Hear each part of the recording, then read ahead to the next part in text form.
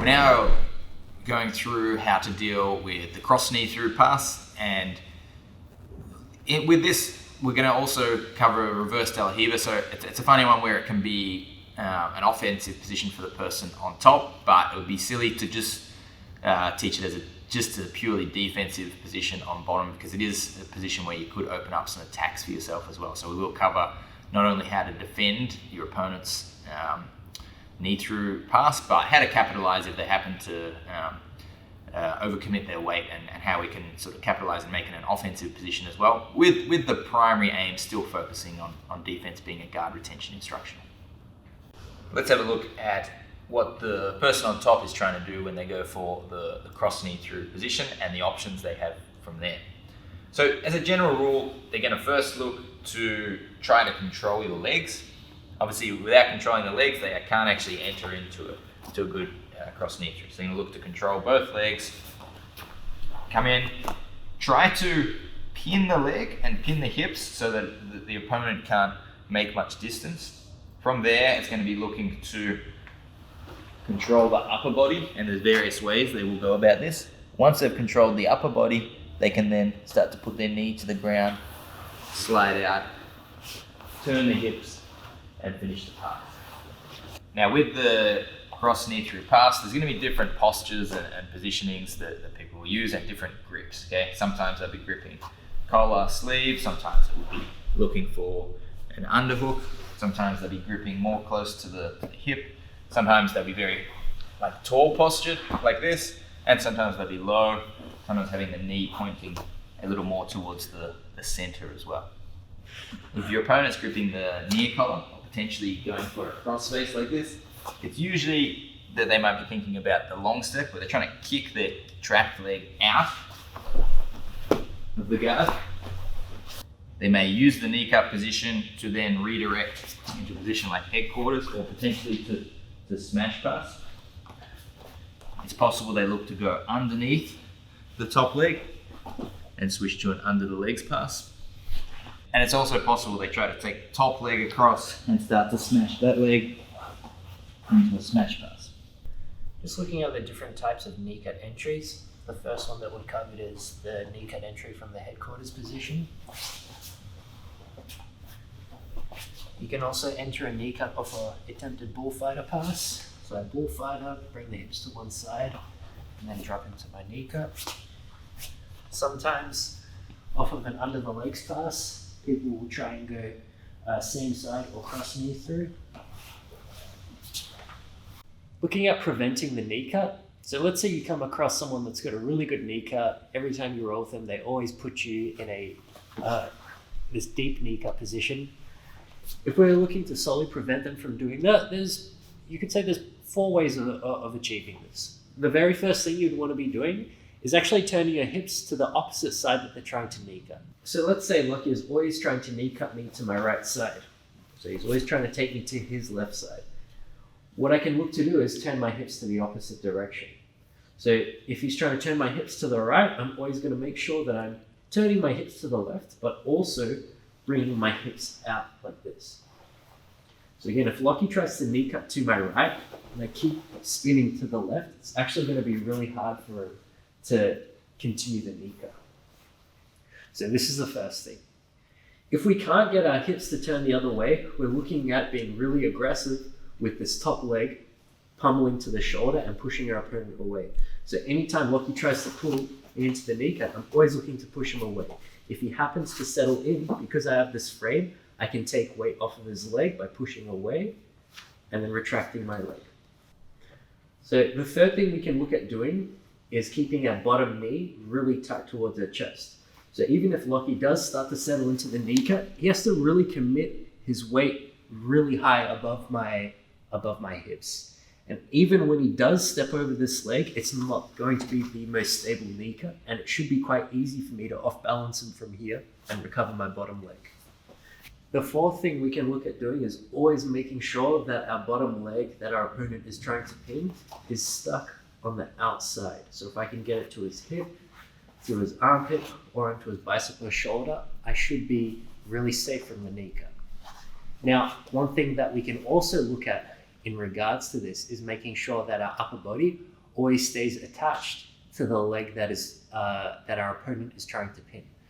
So if Lockie is trying to pin this leg to the mat, if I can make sure that I attach my upper body towards this leg, he is effectively never going to be able to pin it on the inside, and he's never going to be able to separate it from my torso.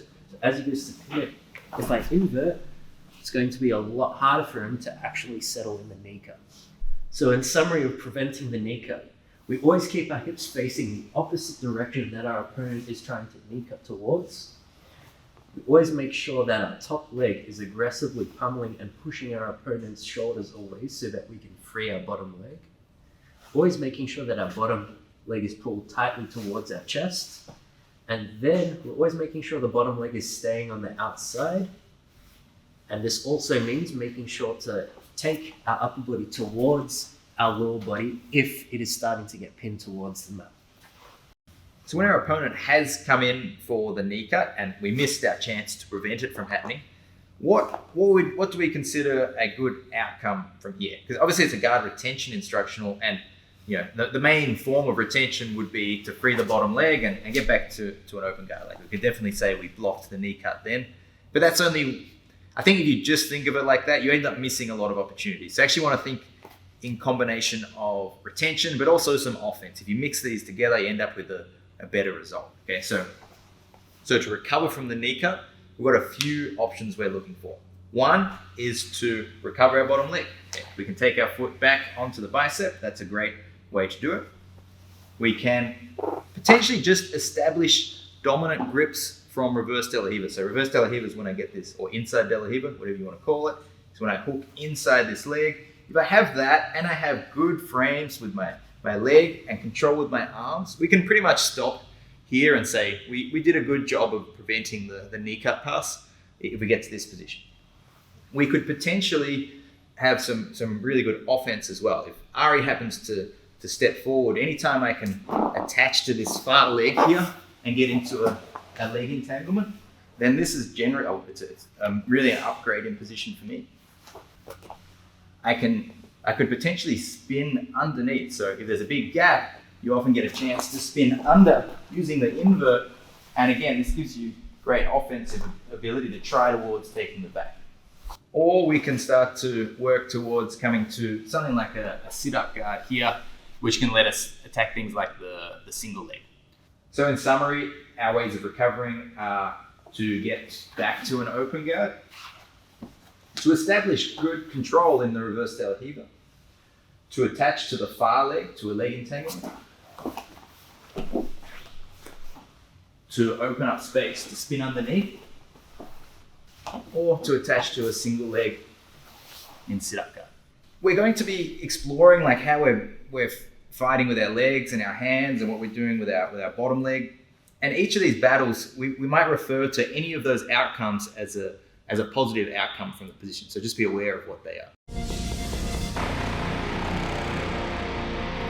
One thing in terms of flexibility for cross knee through prevention that's going to make a huge difference. We talked about this in the intro section, but if you outstretch your hand as much as you can, and if you're able to bring your foot behind your hand, that's going to be massive. If you can't do that, if you're trying to do this and your foot lands in front of your hand, then do hip flexion stretches until you can get that. It's going to really impact it. A lot of what we're going to be doing is using frames and then replacing our frame with our legs. So if you can't do that, you're going to be in trouble.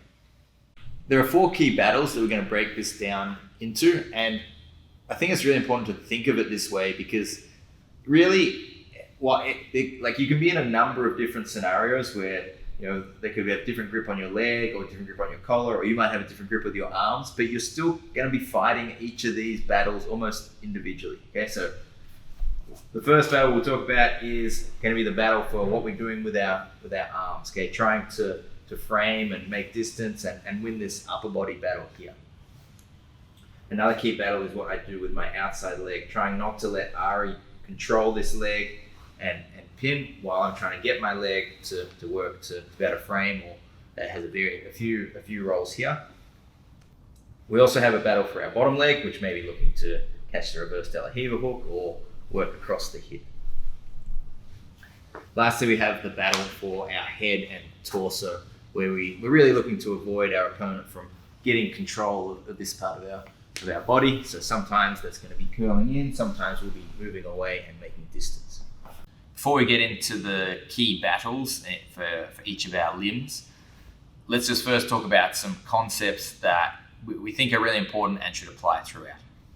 The first thing we want to know is it should actually be very difficult for your opponent to get a cross knee through pass if you're defending it well.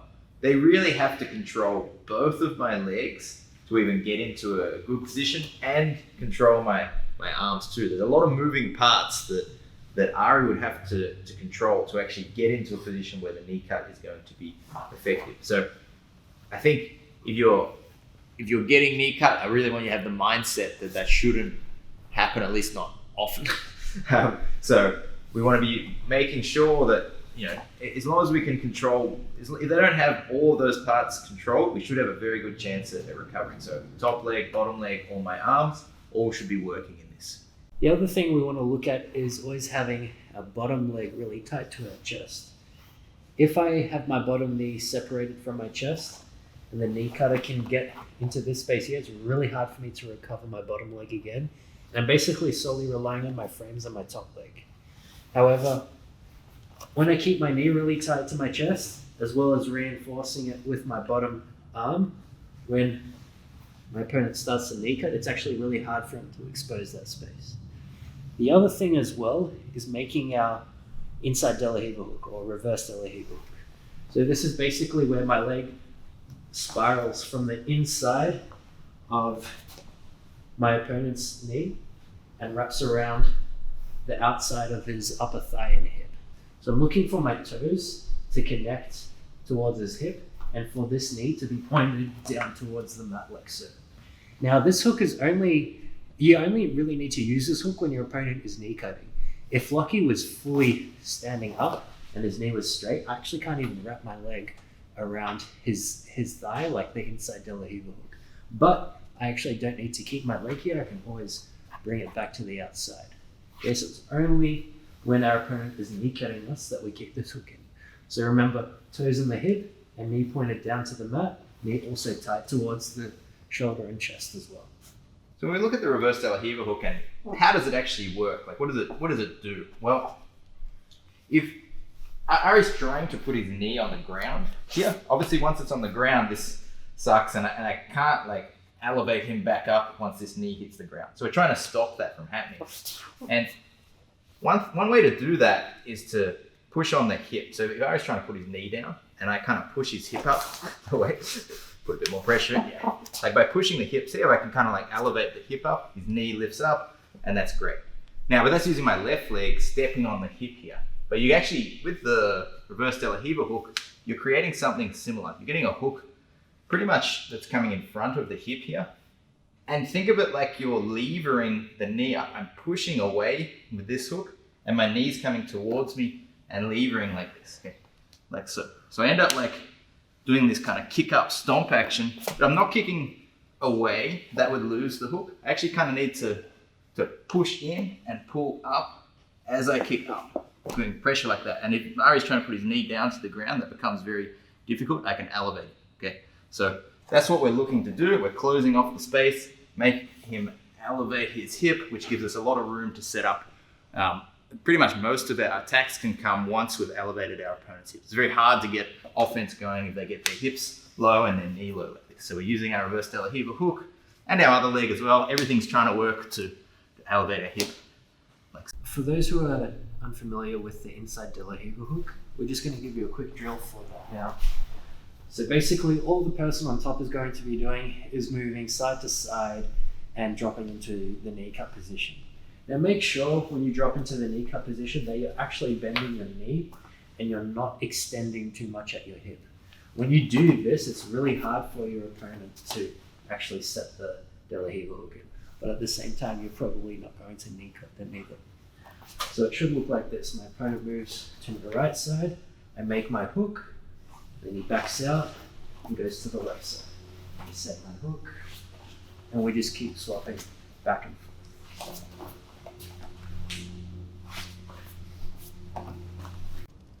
Next, important tip is to always frame. Okay, so it can be, and when I say always frame, usually it's looking for both shoulders. Okay, so I want to be stopping like both sides of Ari here. This gives me maximum distance. Okay, and it could be my arms or my legs, preferably my legs actually. Okay, so if my legs framing, that makes more distance than my arms. My arms are really just placeholders for my legs to replace that, and then I can start to recover. Okay, so I'm saying this because one of the most common issues people have is they wait way too late to frame. Ari comes in for the knee cut, and now I'm like, here, maybe I've got like these forearm frames, which is not so good. I wanted a lot more distance in this. Okay, so we go back, always frame early. We're trying to get our foot in front, trying to get our hands outstretched, controlling both shoulders, not just one, because that will one will usually allow him to slip his shoulders in closer and control the position. So whenever we're defending the cross knee through, we're always looking to recover our bottom leg that's trapped. The reason why is because once my opponent has stepped over this leg, I can't really stop it from progressing towards this side of my body. Okay? I do have my frames, I can stop them with my frames, but it's going to be a lot harder as I basically have one leg kind of out of the picture for the time being. So once I can recover my bottom leg, I'm now completely out of the knee cut, and I'm actually in a better position to make my own attacks. Just a few examples of what is really the most common way of recovering, which is freeing this foot to the outside. So that's the most common way that we get out of a cross knee through pass. So again, here's been, and this one I use this second one here, I use a bit more of an invert because I can't free that foot, but if I kind of invert my hip, it gives me a bit more room with my hip to recover. Here you see Ari, he's going to free his bottom leg, and just a good point here is that he does it over in front of the biceps. You can see he's controlled this grip, and he wants to come over the bicep. It gives him more control and more difficult for Sam's now going to have to like re-pummel to control that leg. If it went to the hip, he could just push it straight down and attack again. We'll talk more about how to free the leg later in this section. The last tip is really try to, whenever you can, try to bring your opponent's weight forward or elevate their hips. Okay. Generally, Ari's looking to keep his hips low and his base low. It makes him hard to move. If I'm able to lift his hips up, it gives me plenty of room to spin underneath and start to set up an attack. And if I'm able to, also the other thing is to try to bring him forward. Okay, so if I can make him post on the mat, which is usually like using my legs and then lifting. As soon as he posts on the mat, he loses his control on my body. That gives me room to recover or potentially set up attacks again, going to leg entanglements or inverts. In terms of what elevates my opponent, it's usually my legs, or even what brings my opponent forward. It's usually more your legs than your upper body. So if I want to elevate, I will pull my knees to my chest, and then I tend to just push up. Okay. If I push up, that tends to lift the hips up. Okay.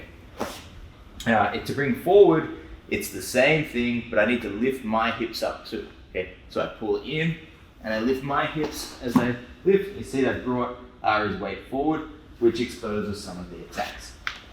So now we're focusing on the 4 key battles that we're going to be playing.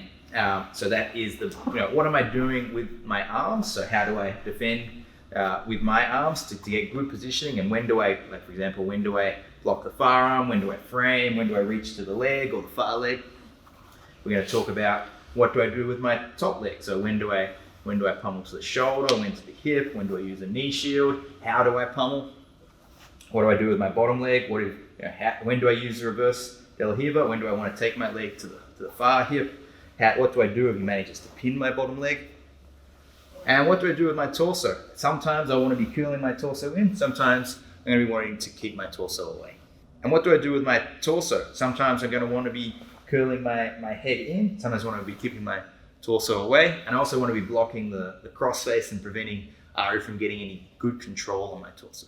After we go through the key battles, we will then get into offense. So the 3 offensive options that we mentioned earlier, which are how to attach to the far leg and actually turn that into an attack, how do we spin underneath, and how do we sit up to a single leg. So we're now covering what we're doing with our arms. In this section, we're going to cover where to frame. So where on the body should we be framing? What direction should we be framing? So which direction should we be pushing our opponent? How do we strip grips? And when is the right time to be stripping grips our opponent takes? When should we be reaching towards the far leg? When should we be reaching underneath the near leg? And when we should be going on an underhook on the near leg. So now we're going to be looking at what we're trying to do with our hands, so how we're trying to use our hands to fight to recover our guard and stop the cross knee through. So our hands as frames should always be secondary to our feet. Okay? But we can also use our hands as frames to recover our feet.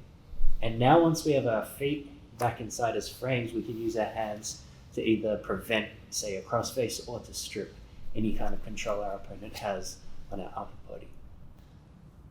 So the different kinds of frames we can use, we can have two hands framing either shoulder. We can also frame the far shoulder, okay, with that near side hand. We can also have a hand framing the same side shoulder with a half lasso grip as well. Then as our opponent starts to get closer towards our upper body, we may have to start using our forearms to frame before we can build back up to a stronger framing position. So with what I'm doing with my hands, I can sometimes flex my wrists forwards so that I'm pushing off the balls of my hands to get a bit of extra distance. Sometimes I can use, when I grab the collar grip, I can use my knuckles to punch my opponent's shoulders away, like so, before I can recover my top leg.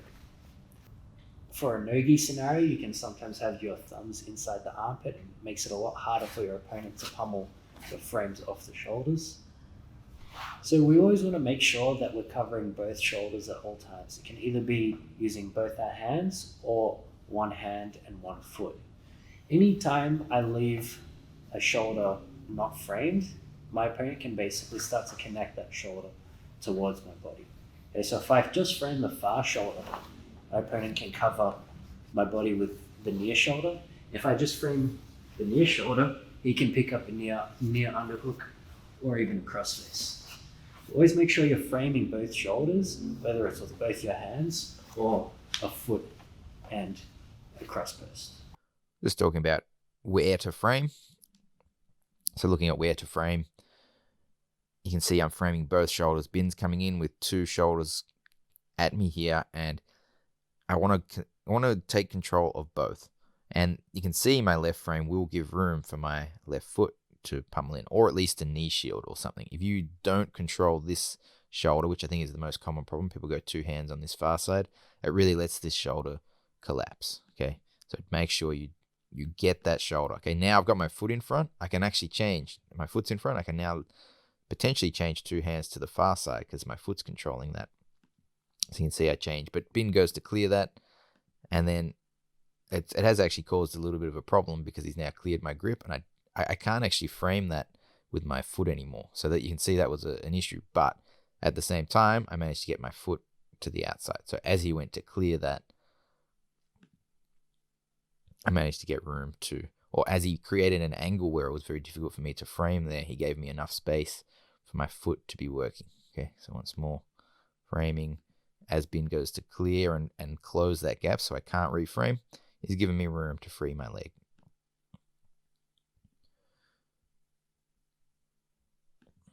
Here again, you just see the two frames at work, which gives me space to bring my leg back in front. So that it's, it doesn't have to be much of a pummel when I've already got that frame in place, keeping him at maximum distance where my foot can circle over the top. And once that happens, I kick under that armpit, and that really puts his weight off me, and this leg is free now. I could either try to spin underneath or try to take my leg out. Now let's just have a look at the directions my arm frames could be collapsed. Okay, so if you go for the single, like we said, if we go for like a single side frame, then if Ari twists, he can tend to collapse through my frame like that. Otherwise, it tends to be he either like squashes my arms down, almost going into like a tripod down like this, okay? or he collapses like by bringing his chest forward and bringing my hands kind of like here, like so. Okay, and my frames go kind of this way. Okay, but he's not going to be able to go directly through the frame. So when we have our upper body frame, actually this is where it's quite counterintuitive, but I'm not trying to push Ari back, okay, with my hands. If I push straight back this way, if he collapses down, he can really kill that frame. Okay, it really gives him a good angle to just drop and sort of get that slight tripod posture, and he's killed my hands. Okay. Instead, we're actually trying to elevate this way, but with the thumb underneath. Like, I like my thumb underneath, but with the gi, I think that's reinforced anyway. But if I can elevate more this way, I'm lifting the shoulders up higher. Okay. And if Ari tries to collapse that, it's going to be very difficult. The more he comes forward, the more his shoulders lift up in the air. You see that? If he tries to collapse my frame forward now, it lifts his shoulders up. Okay, and the higher his shoulders are, the more room I've got to start putting my foot back in. So if we're here, and if my frame is elevating up, this is giving me more room for my foot than if I'm trying to push away, where I might still be straight. If Ari's pushing in against that, I might be struggling to go here, but if instead I push up with my frames, I give room for my foot to sit underneath the armpit and begin my recovery. So when would we strip grips, okay?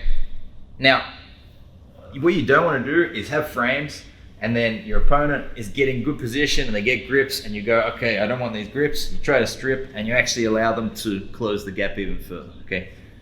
You only want to strip grips once your leg is pummeled in, okay? And that could be in kind of a few different ways. Like it could be that it's pummeled over the top. It could be that it'll come under the armpit, or it might even be a knee shield, even a knee shield over the top of the arm. Once I have something, my leg blocking that immediate movement, I've got a chance at stripping the grip, okay? Now usually, most of the work done to strip a grip is done from my posture and a little bit is done from my hands. So if Ari stays tight here, he's got a grip, and I start trying to break it here, that can be still difficult to do, okay? By arching my back, I put tension on his grip before my hands have even worked, okay? So once I go here, I can strip this off nice and easy.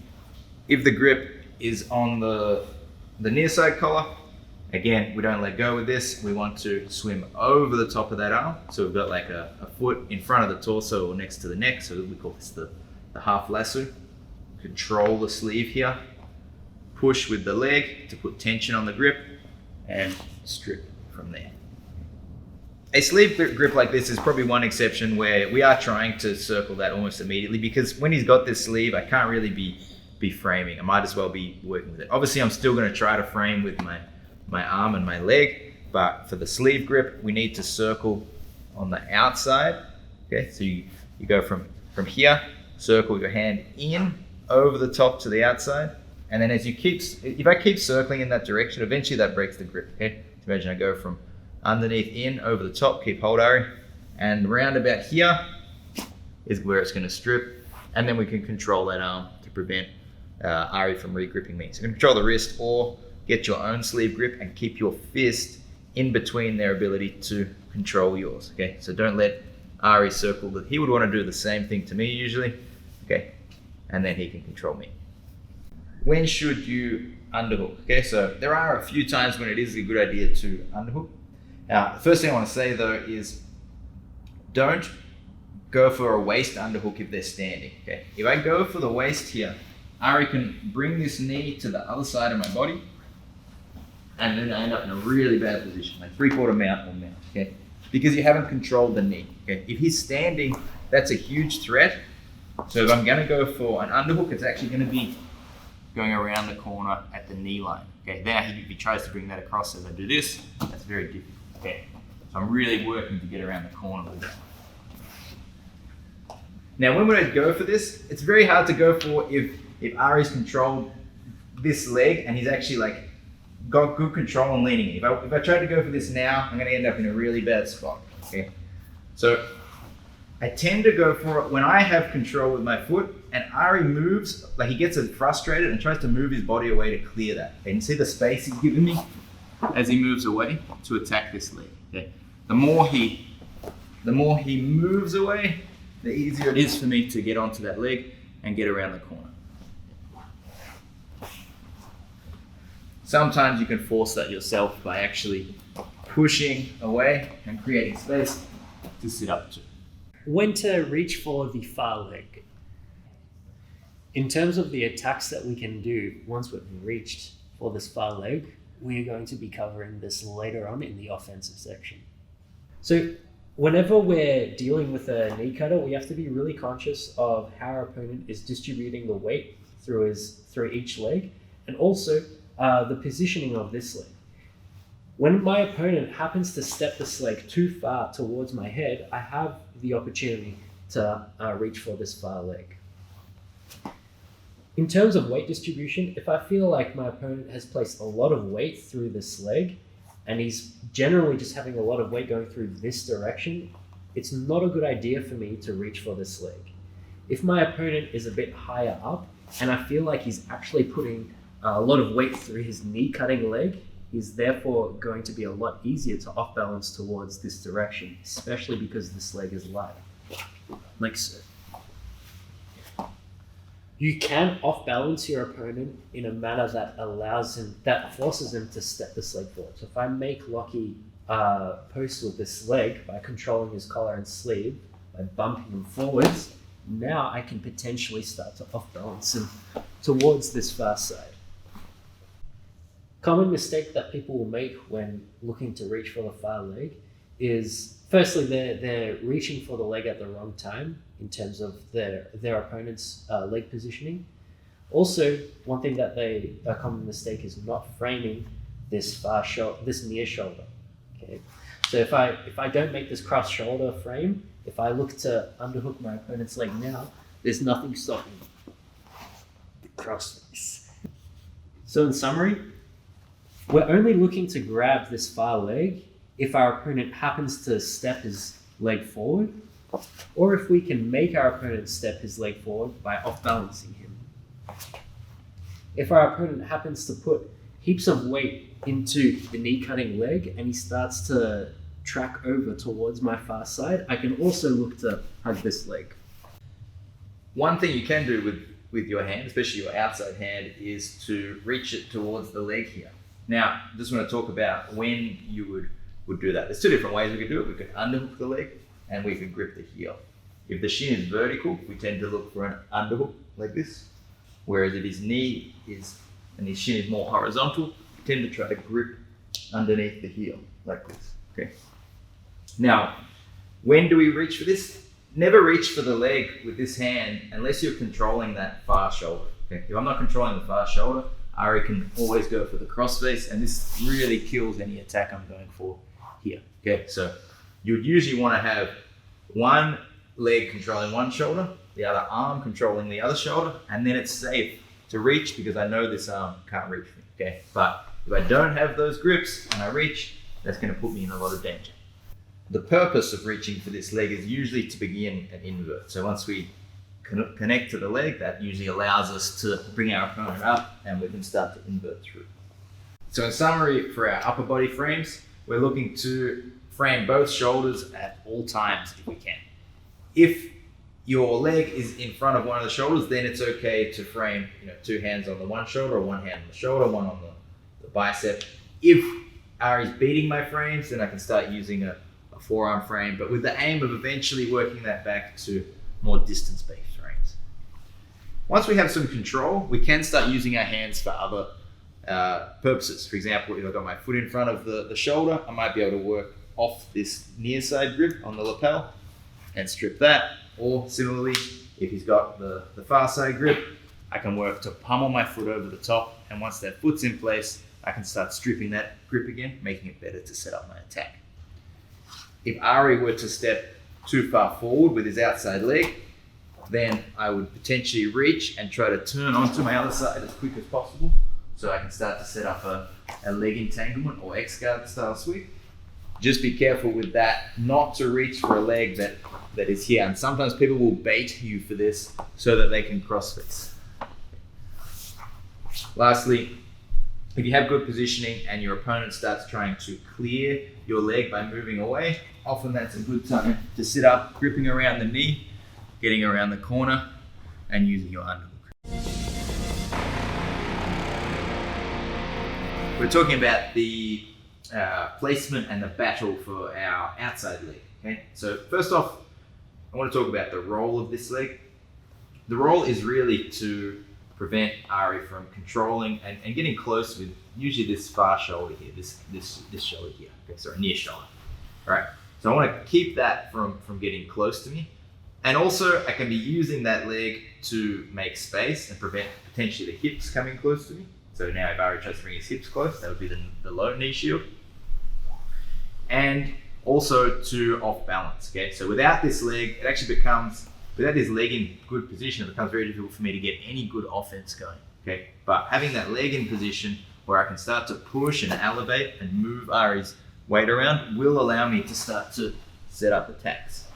So talk about kind of what we think is ideal and then working back from there, because there's different ways we can be using this leg and different ways we'll battle for this leg. Ideal would be, in the gi, would be having our leg over the top and actually controlling this outside arm. The reason why this is good is I've got the ability to push away, so I can keep that near shoulder away and Ari off me. But also, because I've controlled this arm, this is the half lasso position, because I've controlled this arm, it's very difficult for Ari to actually clear my leg again, okay? Because I'm holding that sleeve. Now, it is possible in no-gi to try to control a wrist like this, but it's a much less stable control. Okay? So it's much more common to use something like this in the gi. Okay? Usually in no-gi, but this is very common in the gi as well. Our next best control is to have the foot, this part of our foot here, the side of our leg, sitting right underneath the armpit with the toes in front and the heel tucked underneath. Okay? This here is great for being able to push away, but more so usually actually to elevate forward. So almost like I'm kicking over my head. Okay.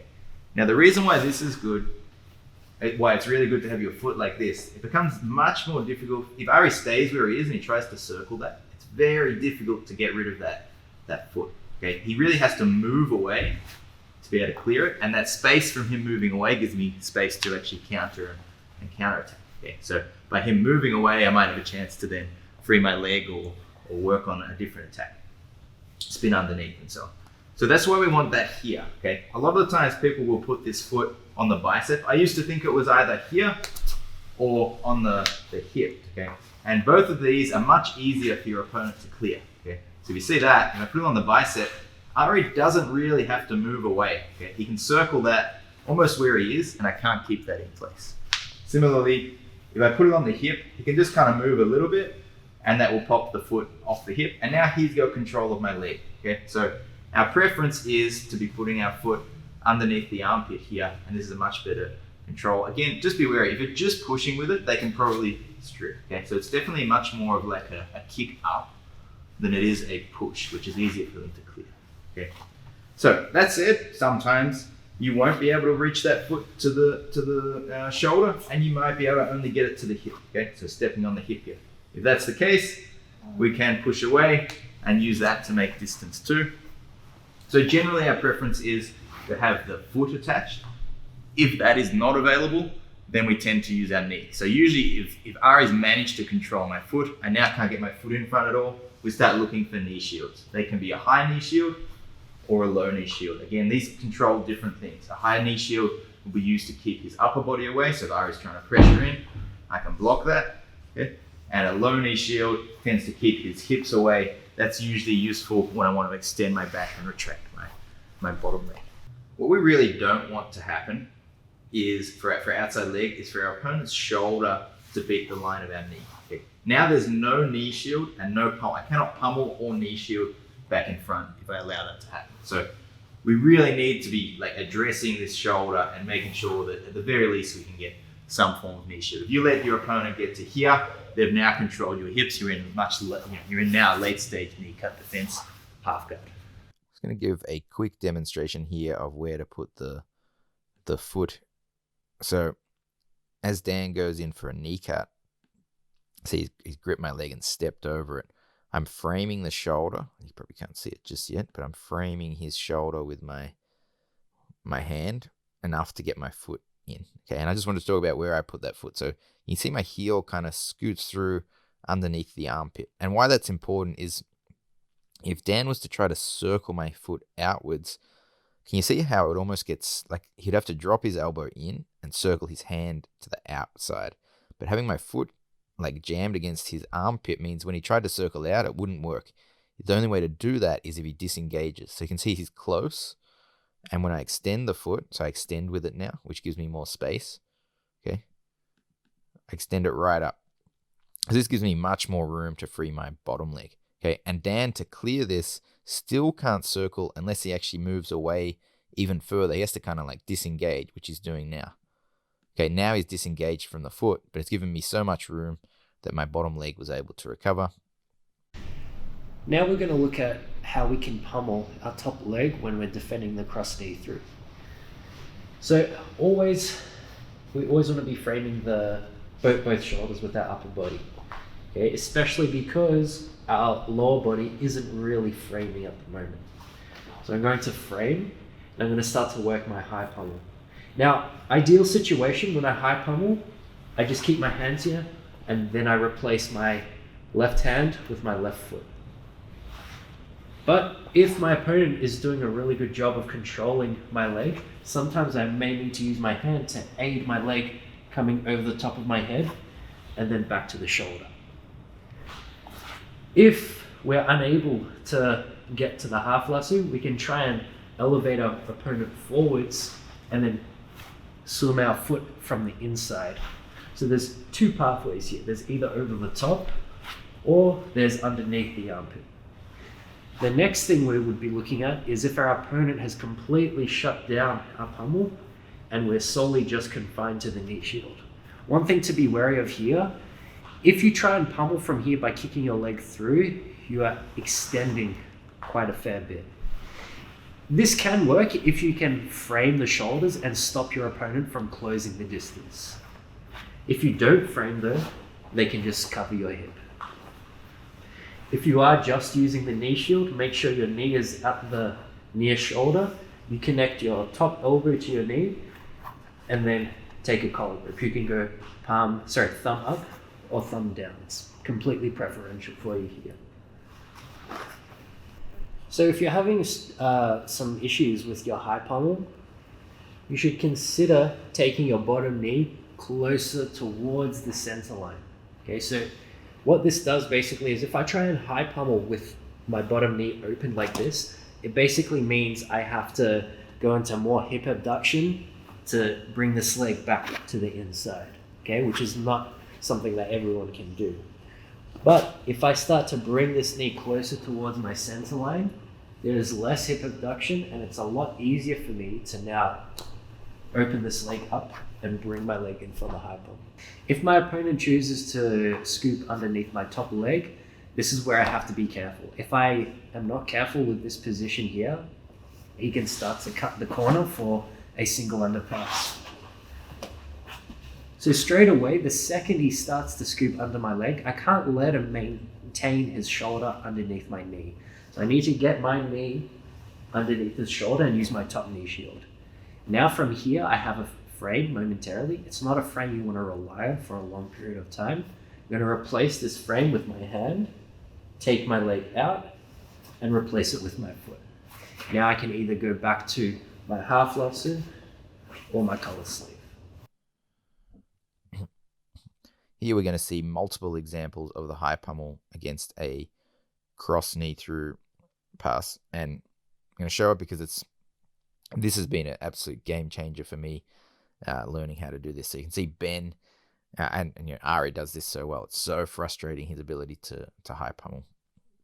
So you can see Ben's going for the cross knee through, and he's holding my shin. So I'm going to bring it, and you can see in a lot of these clips, especially for the cross knee through, you often have to use your hand to help get the angle because Ben's going to be pushing out and like almost like turning my knee in and my foot outwards. And unless you actually use your hand to assist, just your leg muscles alone won't chop your foot back in unless you have ridiculous hips. Okay, so you can see by using my hand, my foot's now come back to that armpit, and that's now changed to a knee shield, but it's enough now to use that to make space and recover.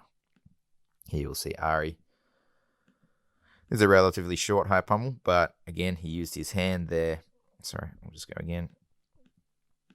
So you can see Sam has blocked it. He couldn't just pummel that necessarily with just his leg, but by using his arm to assist, he's managed to come back in front of this shoulder, and he can then recover.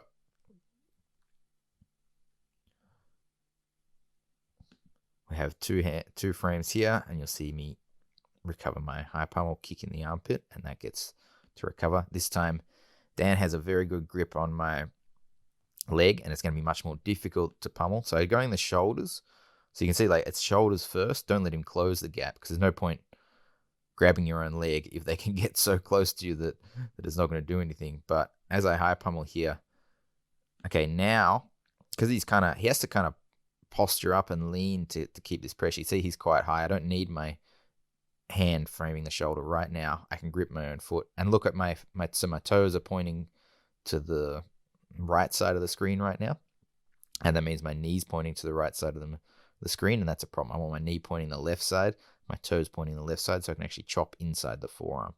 So here, there we are. Okay, so using my hand to help turn that, my toes are pointing to the left, my heel can chop inside the forearm. There we are.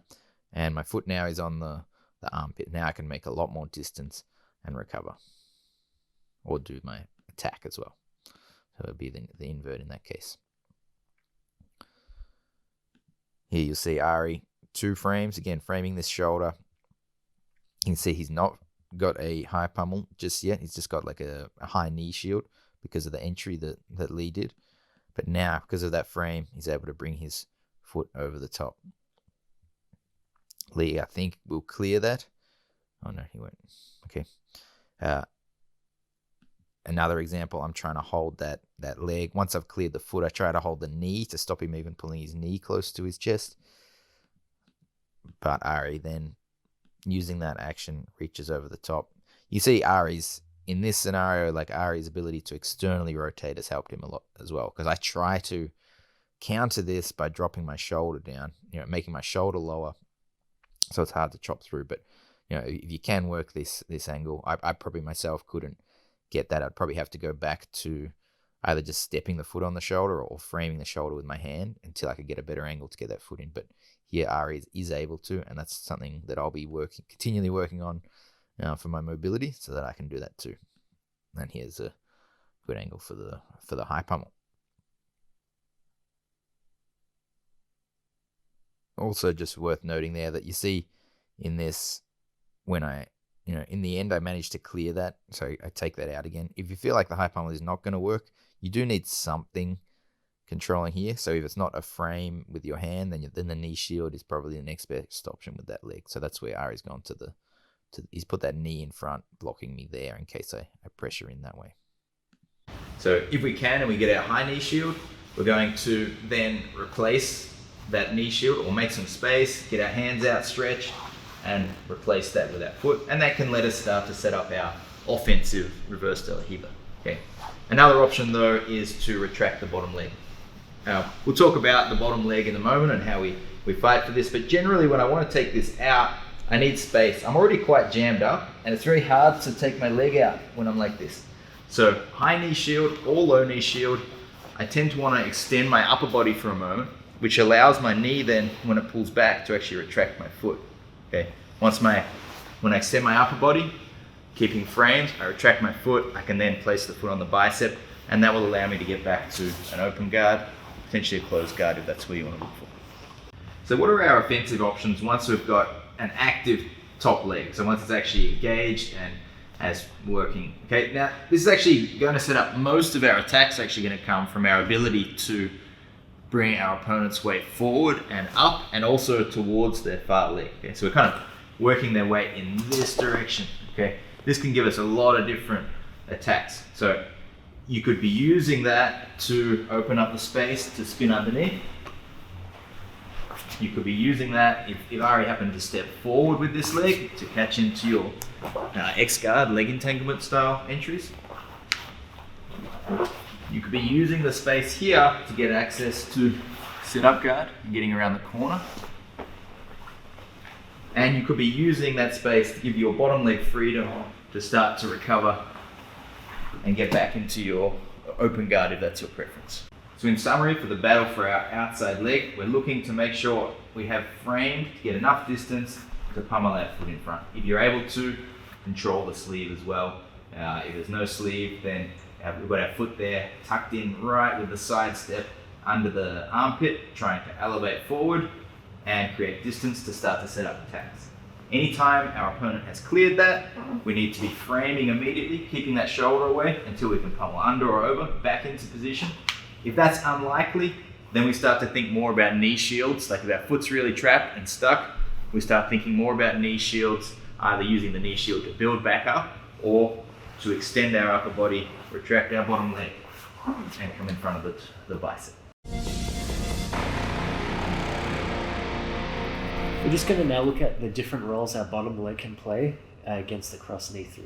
So the first one, the obvious one, is this inside De La Riva hook right here. So I've got my toes in my hip, my leg is spiraled around from the inside to the outside of this hip, my knee is pointed towards the mat, and I have my arm supporting underneath my leg, hands ready to frame.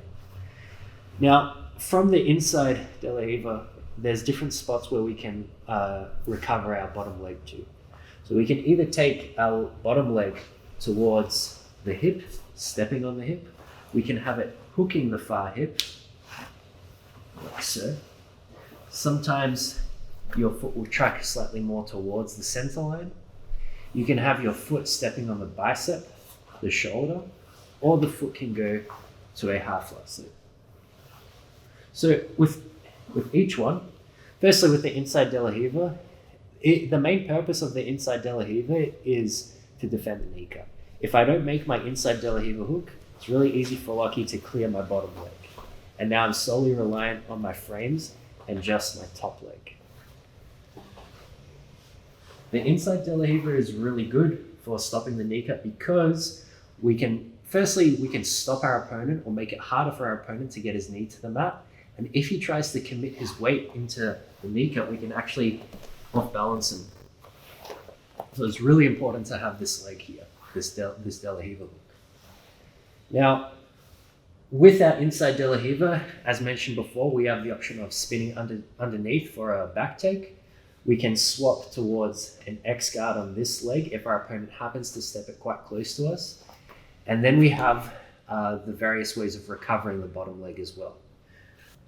Looking at all the foot positioning as a hierarchy, it's quite hard to really rate them all as a hierarchy because it's very dependent on what your opponent is doing with his guard pass and how he's committing his weight.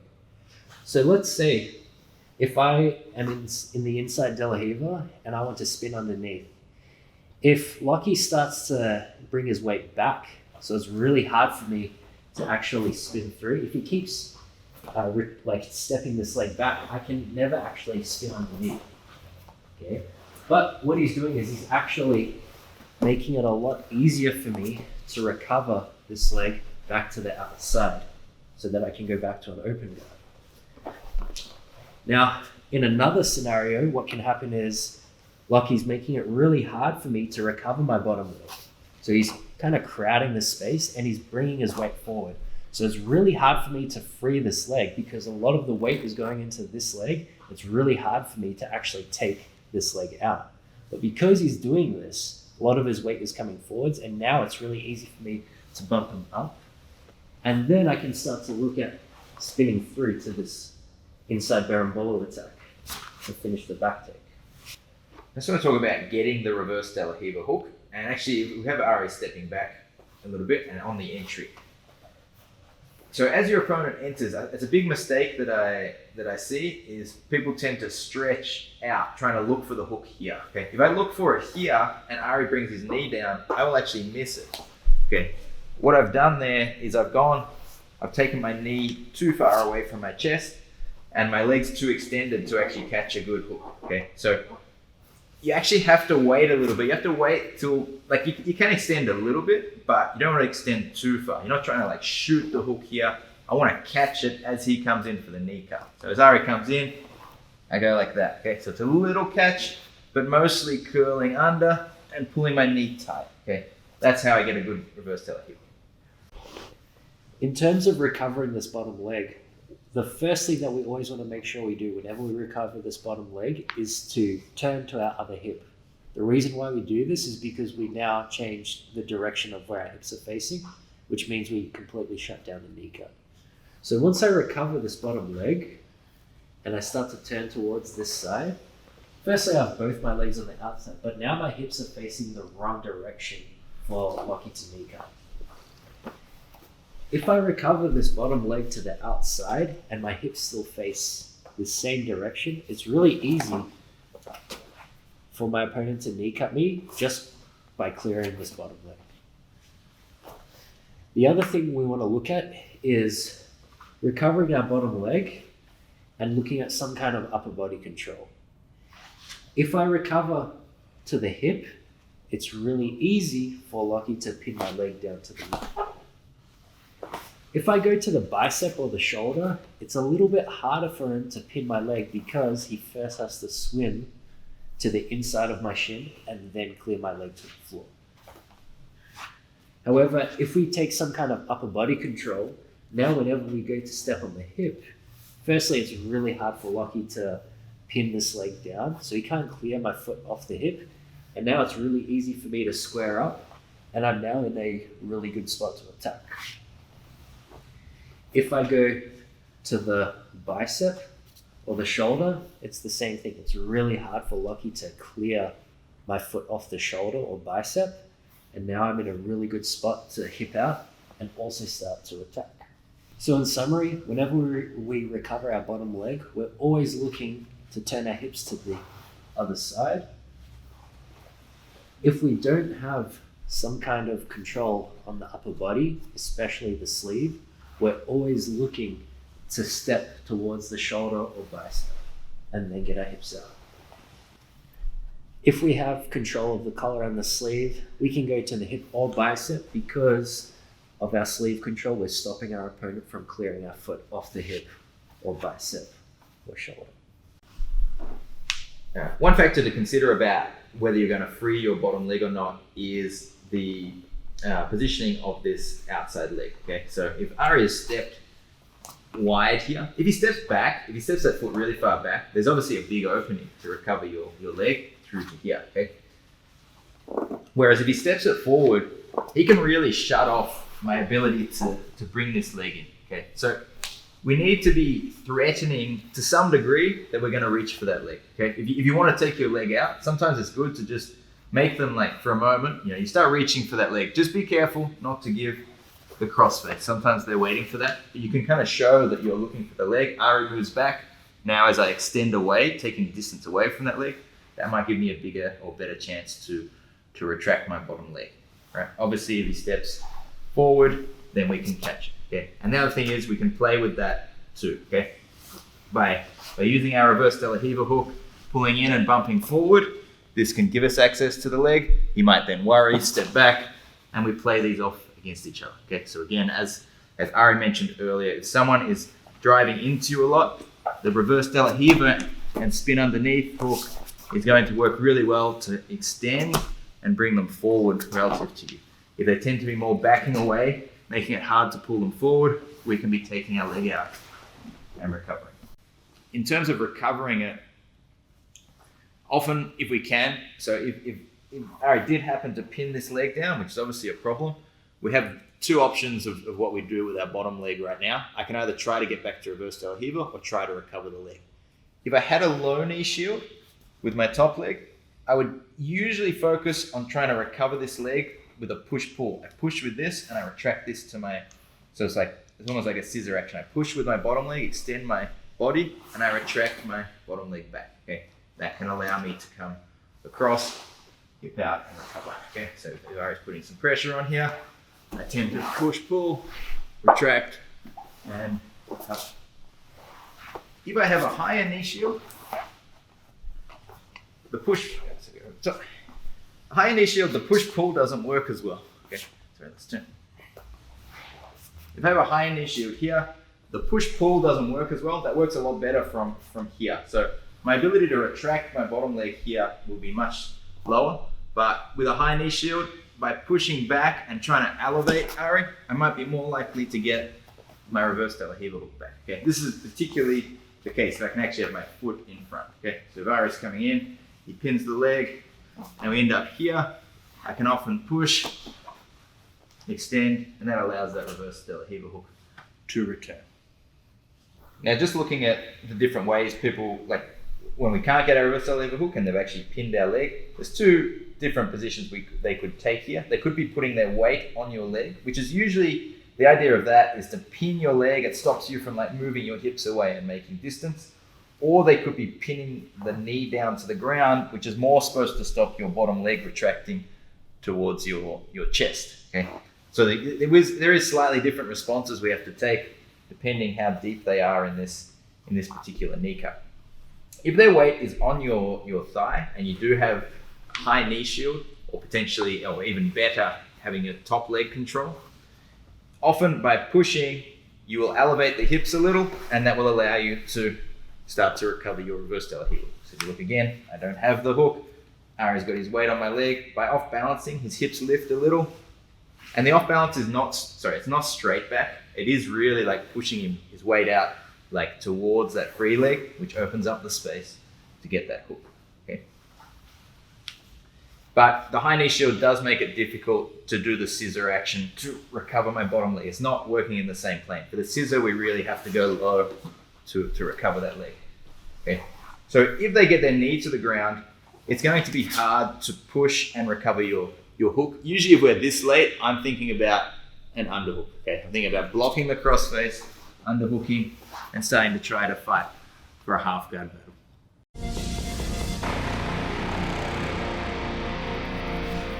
In terms of the positioning of our torso, generally we actually want our head and our shoulders to come in, because it means it's easier our hips are away, our heads are in, heads in.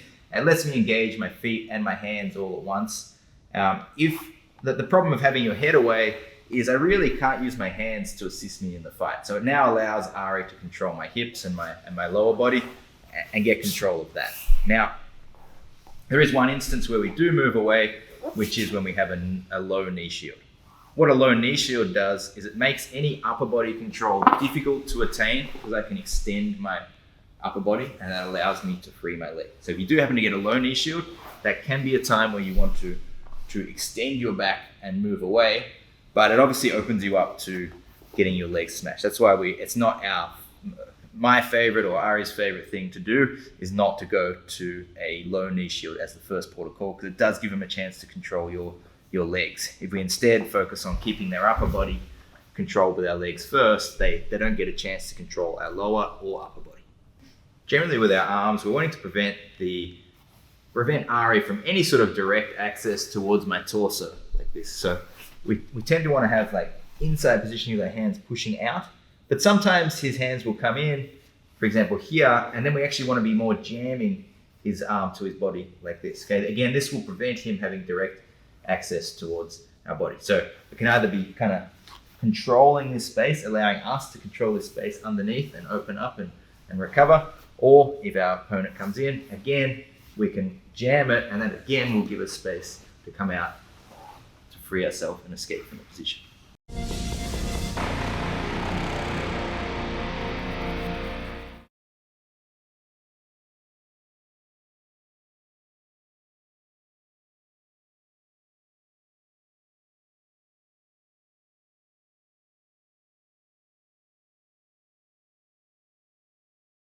We're now talking about some offensive options from the reverse de la Riva, or defending the knee cut. And as I said, it's really hard to teach just defensive options, because the offensive options are often the best form of defense. So that's why we're putting it in here. Okay. Now, we're talking about the invert first. So there's two different grips we're going to use for the invert. I'm either going to underhook as deep as I can here, lift my hips and pull my head towards my bicep to spin under. Or I will reach underneath the heel, okay? And I usually, for this one, I kind of sit forward and rock back. Okay, that lifts Ari's hips up and gives me room to spin underneath. So have a look at some things that are really important when we're going to invert. First off, you need to have control of the upper body. Okay, if you go to invert without that control, you're going to give your opponent a chance to control your head. If you don't have your outside leg in place, they can control your hips. Sometimes you'll see people swing wide. This is a very dangerous invert to do. Okay, if you swing wide like this, there's a big gap for Ari to start to counter and work underneath the leg. Okay, so we really want control with our top leg here, so it stops him getting through this space, and controlling the far arm from being able to reach us. Okay. Now, the next thing we want to do is actually elevate. So you can see here, if Ari's hips are low and his knees very low, it's very difficult to get through this space underneath his leg. Okay. I want to take weight off this leg and put weight more on the far leg and lift the hips. So to do that, you need to kind of, with your reverse del heel hook, it kind of curls in and kicks up. Okay, so it's almost like knee to chest first, kick up second. Okay, now there's this gap that I could try to invert underneath. So in this case in particular, because his knee's somewhat up, I'm going to be reaching underneath with that underhook. I reach under, elevate, his weight comes away, so I'm pushing him off to that side, and then I can spin under the leg that I have trapped. Okay. I won't go through offensive options once we spin underneath. That's almost another series, I guess, to cover that. All right, but you need to understand how to do the invert. The next one, Ari is low. Okay, so now he's low, his knee's low, and he's like this. Okay, so if I try to underhook here, it's going to be very difficult to elevate the way I just did by pushing, and it's really going to expose my. He's going to start grip fighting, and he's going to start attacking the hip. So instead of using the underhook here, what I'm going to do is grip the back of the heel. This one is like a sit up and a rock back, so it's different. Before I was pushing with my legs. Okay, this time I'm sitting forward, balling up, and then rocking back, and then kicking. Okay, once I rock back and have his weight a little bit over the top of me, just to here, now my feet can kick in this direction. And that off balance, okay? You keep the heel, start to spin, and then you can start to change your grip on the leg as you spin through. A great time to invert is when your opponent comes in for the knee cut. Okay, so I'm here. As Ari comes in, usually his hips are elevated, and I don't even have to lift much. I can just start to spin underneath. Okay. Or similarly, if he does come in with a low shin, he's got his weight coming forward. It's a great time to knock him forward on me, pulling like this and spinning underneath. So some common mistakes with the invert. First one is trying to underhook when the shin is horizontal, or trying to reach to the heel when the shin is vertical. Either of these are not going to work. You need to pick which way you need to address the correctly from here. Next one, trying to push your opponent away. Okay, so I actually want to elevate Ari up and across to the side, putting weight on this far leg. A lot of time you see people kind of push back, and then it's really hard to actually spin under. I've made him further away from me. I'm actually trying to like elevate up and across. Makes it very easy to spin underneath. And the last one is doing it at the wrong time. So if I'm just looking for the invert and not looking to frame and get some sort of good positioning first, you're going to get caught out with this. So if Ari's peeled my leg off and I'm trying to invert from here, he's really going to take advantage of that. So always focusing on framing and recovering your leg, blocking the things that they can, so blocking both shoulders essentially, and then we can start to look to attack, or as they start to enter, before they've had a chance to control you, is often a great time to start your invert.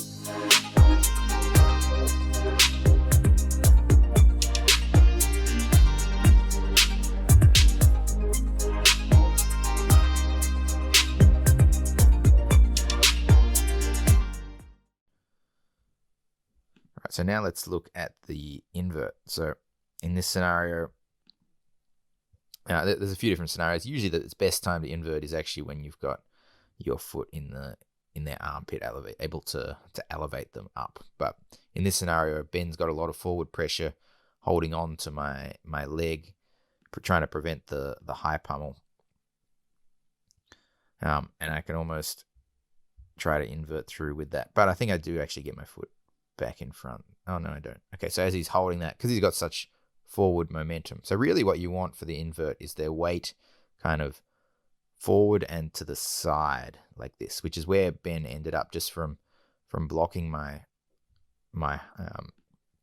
high pummel leg. You can see his weight has sort of come quite far forward, his heels lifted up. And so that is a time where if I get a grip, like under remember, if the shin is horizontal, you can grip the foot and we can spin through. Here you'll see Ari, again, look at the knock of the weight out this way. So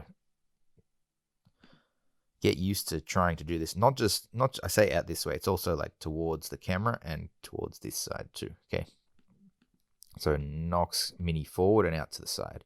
And now this leg is really, like weight is on this outside leg and there's plenty of space and this leg is light to be able to spin underneath.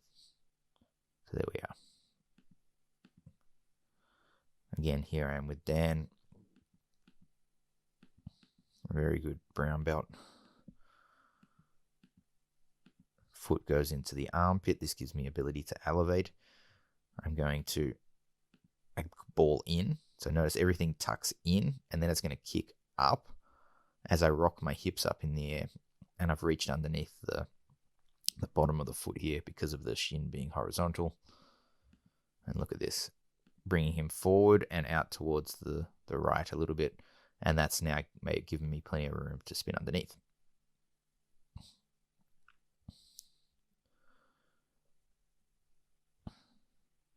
See Ari framing. As I try to step over was a good time to start to reach for that invert. So you see, as I tried to like step over, that's my weight is forward and out to the side. Great timing for Ari to start the invert. If he connects his hook well, you see, it kind of knocks me off out this side, and it's going to be a very easy invert.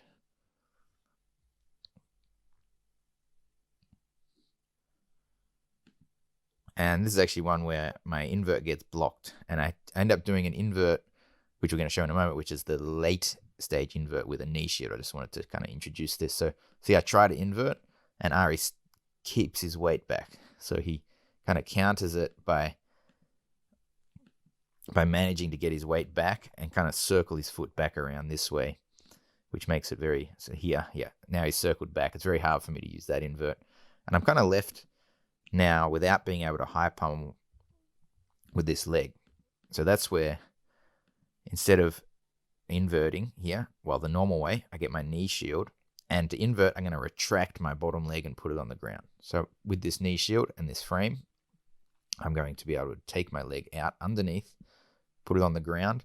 And it's not a forward invert. I'm not inverting towards Ari's legs here. I want to invert underneath myself more so. Okay, so kind of inverting backwards. So that means you have to go on your shoulder, lift your hips, and then turn your torso through last, not the other way around. Don't lead with your torso, because then your torso will come in this way. So I'm going to go on my shoulder, I lift my hips, and then my torso comes in underneath my hips.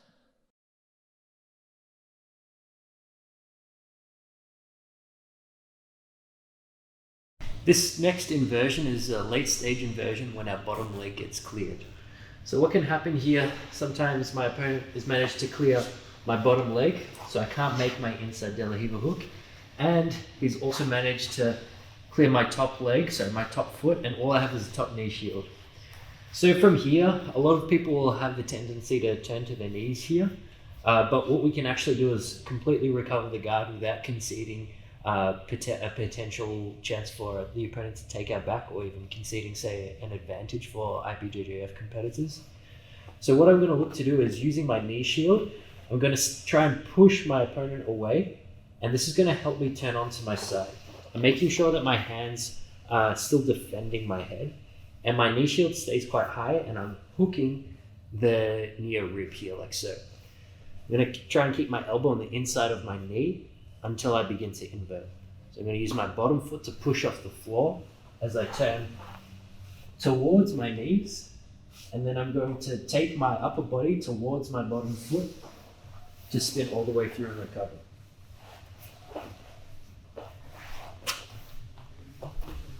So again, it's obviously not preferable to have your bottom leg cleared, but there is still a way for us to recover our guard without conceding too much position. So as I'm framing with my top leg and my upper body, I'm using my bottom leg to push and change the angle so that my head can start to angle more towards my feet. Once I get to my shoulder, now I'm ready to invert. I keep the distance here with the shin. If I don't have the shin in, he's going to start to either work towards the front headlock or towards my back. So this shin here is really important. From here, I can start to invert all the way through, and this shin helps me track my opponent so that when I spin all the way through, I end up facing my opponent. Now, this situation is really, this situation arises when we can't recover our bottom leg by simply just bringing the leg across the torso like so. So my opponent's really closed all the space and there's no chance I can recover. So a lot of the time my head is actually going to be angled towards my opponent's legs because of maybe the grips that he has with the knee cut. So I need to start to angle out using my bottom foot and making sure I maintain the distance from my opponent with this top shin. So I'm really using my bottom leg to move myself away from my opponent, and so my head can go more towards my bottom leg. Using my toes to build some base so that I can go towards my knees. I'm posting on my bottom shoulder here, and this hook maintains connection with my opponent for the whole duration of the roll so that he can't close the distance, and also so that I can square back up with him after I complete the roll.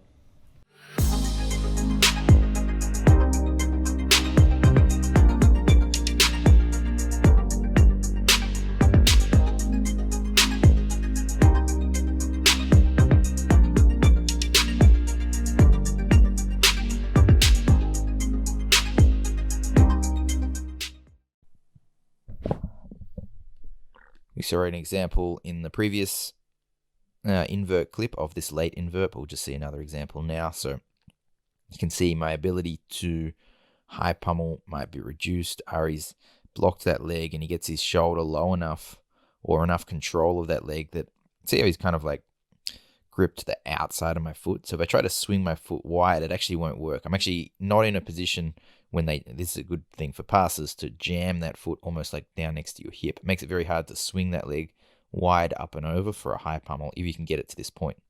So my answer is to go for a knee shield here, like so. And immediately I'm starting to, as I go knee shield, I'm retracting my inside leg, not trying to take it out to the far side like normal to recover, but actually trying to take it to this near side to put it on the ground to invert. I'm probably going to struggle to invert where I am unless I retract this foot out. Okay, so I put the foot on the ground, and then from here, I'm going to lift my hips up and curl underneath. Okay, so obviously that happens quite quick, but I make room. My foot can come underneath his foot, touch the ground. I'm still framing, especially the far shoulder. You don't want to get yourself cross-faced here, and then you can. This one I actually curl my head in more. In the one I showed in the previous invert section, I put my shoulder on the mat and lifted my hips first. This one I more go head first, and then I'm pushing off the ground, lifting my hips second. And see, this knee shield stays attached. So I don't want to lose this leg, because you'll watch when I spin out, this leg becomes perfect positioning to be, well, he's actually trying to push that off, but perfect positioning to be back into guard. Okay, so if you look, that leg stays on the outside. Ari tries to remove that himself, but make sure you don't remove it. You want to keep that stuck, because that would be essentially closed guard.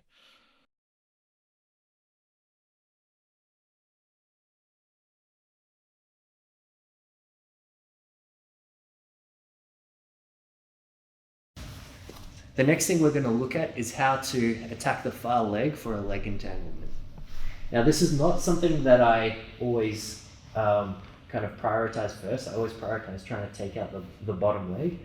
But this situation can arise when you feel like it's really hard to bump your opponent forward, and if they have this leg in front.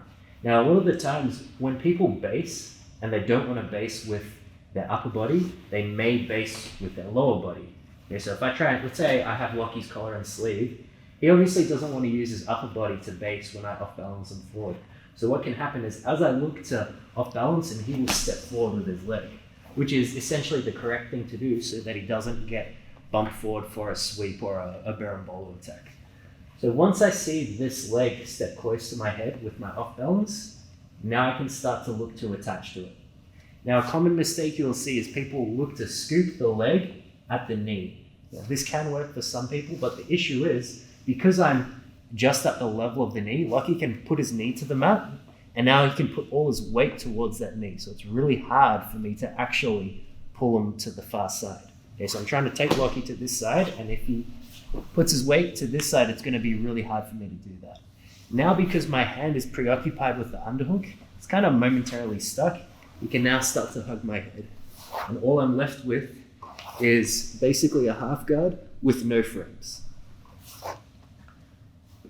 Now, we can avoid this completely by scooping at below the knee. So if I look to scoop low on the shin, this is going to make it a lot easier. Also, you need to make sure that your opponent has actually stepped his leg here in the first place. Okay, so you don't want to be hunting for this position when your opponent's leg is all the way out here. So a good off balance will do this. And then when I look to scoop the leg, I make sure to go at around the middle of the shin or the lower calf. Now, another thing I need to look at doing as well is turning from my right side to my left side. Okay, so this is going to actually help me pull myself underneath him with my underhook. And then when I turn to my far side, I can actually start to kick him over towards my left side. So I off balance, I scoop, and I do a strong pull with my underhook, and I twist everything to my left, like so. Now see this leg configuration I have here? So a lot of people will sometimes just start to kick away to create space so that they can post their feet on the far leg and then stand up. If you don't feel confident with your technical stand-up game, you can go either to single leg X variations or other leg entanglement positions. Another common mistake that you'll see people make with this entry is they will drop this bottom leg to the floor. So they'll either take the De La Riva hook out too early, they won't maintain the bottom knee to the chest, and they won't maintain connection with their shin at the back of the knee. So what can happen here is as I scoop and as I start to twist my body through, I basically give Lockie a really deep half guard. So you see here, he's now completely over my knee line. I do have the underhook, but if he can recover this leg, it's really bad for me, especially because of the upper body control. So make sure that you maintain your hook for as long as possible. Keep your bottom knee tight to your chest, and make sure that your shin pushes in the back of his knee. So off balance, bring his foot close to your head, scoop below the knee, and twist really hard so that you turn towards your left side.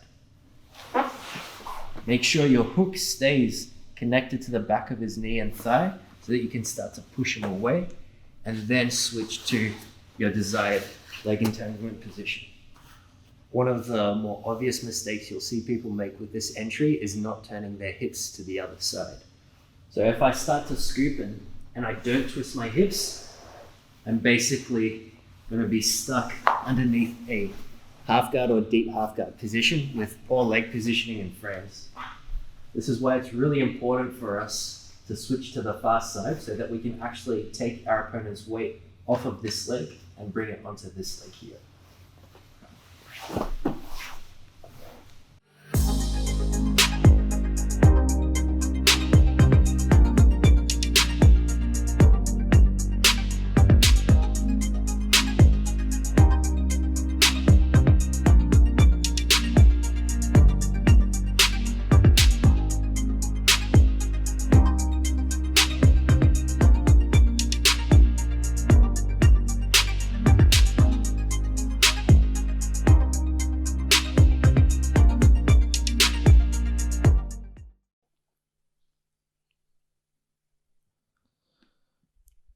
here we have a couple of examples of attaching to the far leg. So actually you'll see quite a bit going on here.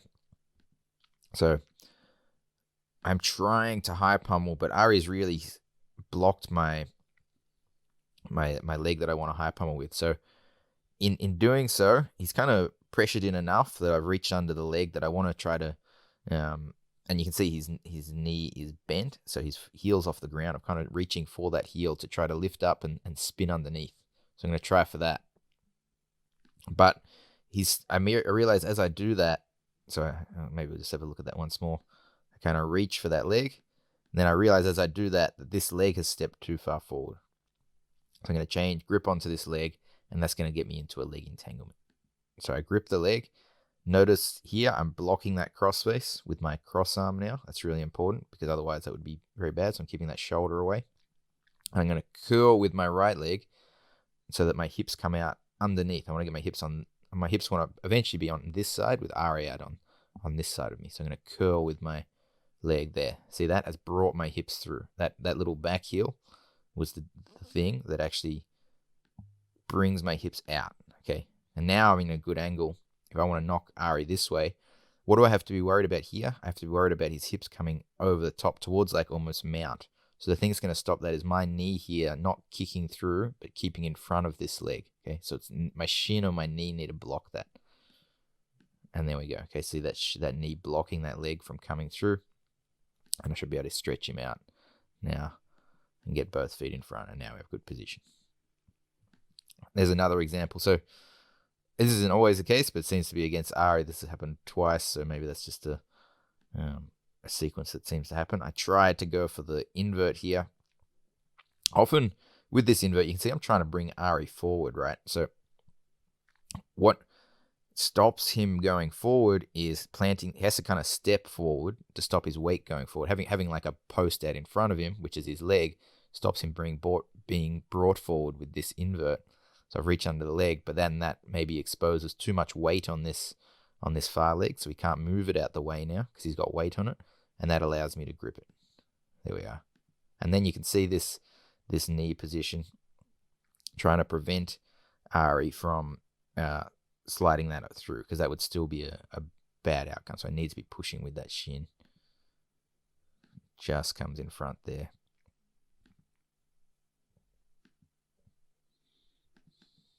Watch those both once more.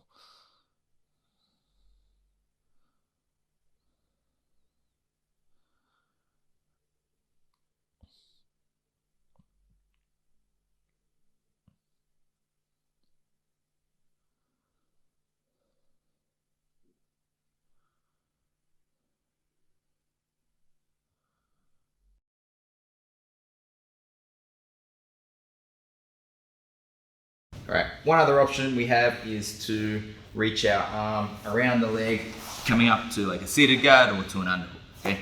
And I just want to go over when that's a good idea, because sometimes that's your best option.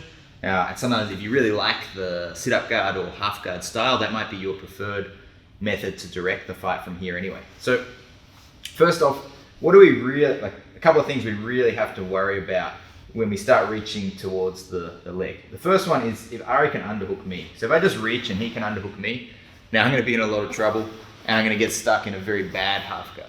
Okay, so we need to deal with that underhook. I also don't want Ari's knee going to the other side towards mount. So if I go to sit up and I go for an underhook and Ari goes across to 3/4 mount, this is also bad. Even though I've got the underhook, this is a terrible position for me. So really what we want to do to stop the underhook is have it so Ari is up. See how low his knee is? It's possible I would go for it from here. If I was going to go from here, I'd go under my knee shield. Like I put a low knee shield and I'd sit up through here. Can you see how my leg kind of blocks the entry for the underhook as I swim under my leg to get around the corner? Okay, that's one option, but my preferred option would actually be to lift his hips up to get good frames and elevate his hips here. Okay, you can see he can't pummel an underhook because of my foot being in the armpit, and I have direct access to this leg. Okay, so I can sit up, preventing the underhook, and then getting around the corner as quick as you can. All right, that's really key.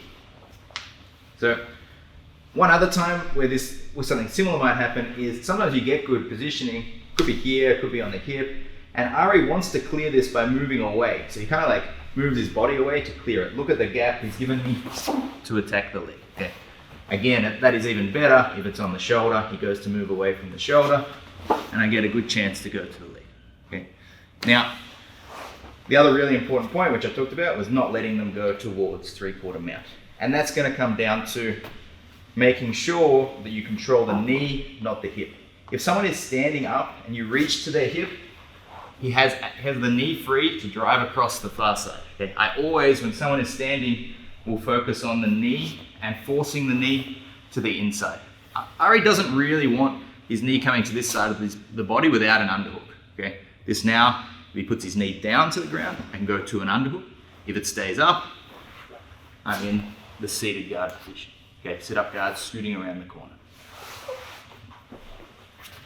So, in summary, from here, we're going to get some sort of control with our top leg first, or our opponent has moved away where they've reduced their ability to underhook as we sit up, but preferably we elevate the hips, reach to the leg, scoot around the corner, and establish good sit-up guard position where we continue to attack. Some other scenarios where we might attach to this knee is if we bump forward and they post on their hand. So we talked about if they step up with their leg, we can attack the leg. If Ari posts on his hands here, his leg is now open to come around the corner for the sit-up single leg. Another great way to like threaten this, often if you start reaching your foot across and they have to like kind of step back. If you watch this, Ari has to step back to step over my leg. And as he steps back, he gives me more of an angle to get around the corner. So if he steps back here, step back, you see that gives me a better side angle to the knee. I don't want to be front on to this knee. So oftentimes we're fighting, we manage to recover our bottom leg. He goes to step off that. I get around the corner. It's very hard for him to be controlling that leg as well as looking for an underhook at the same time.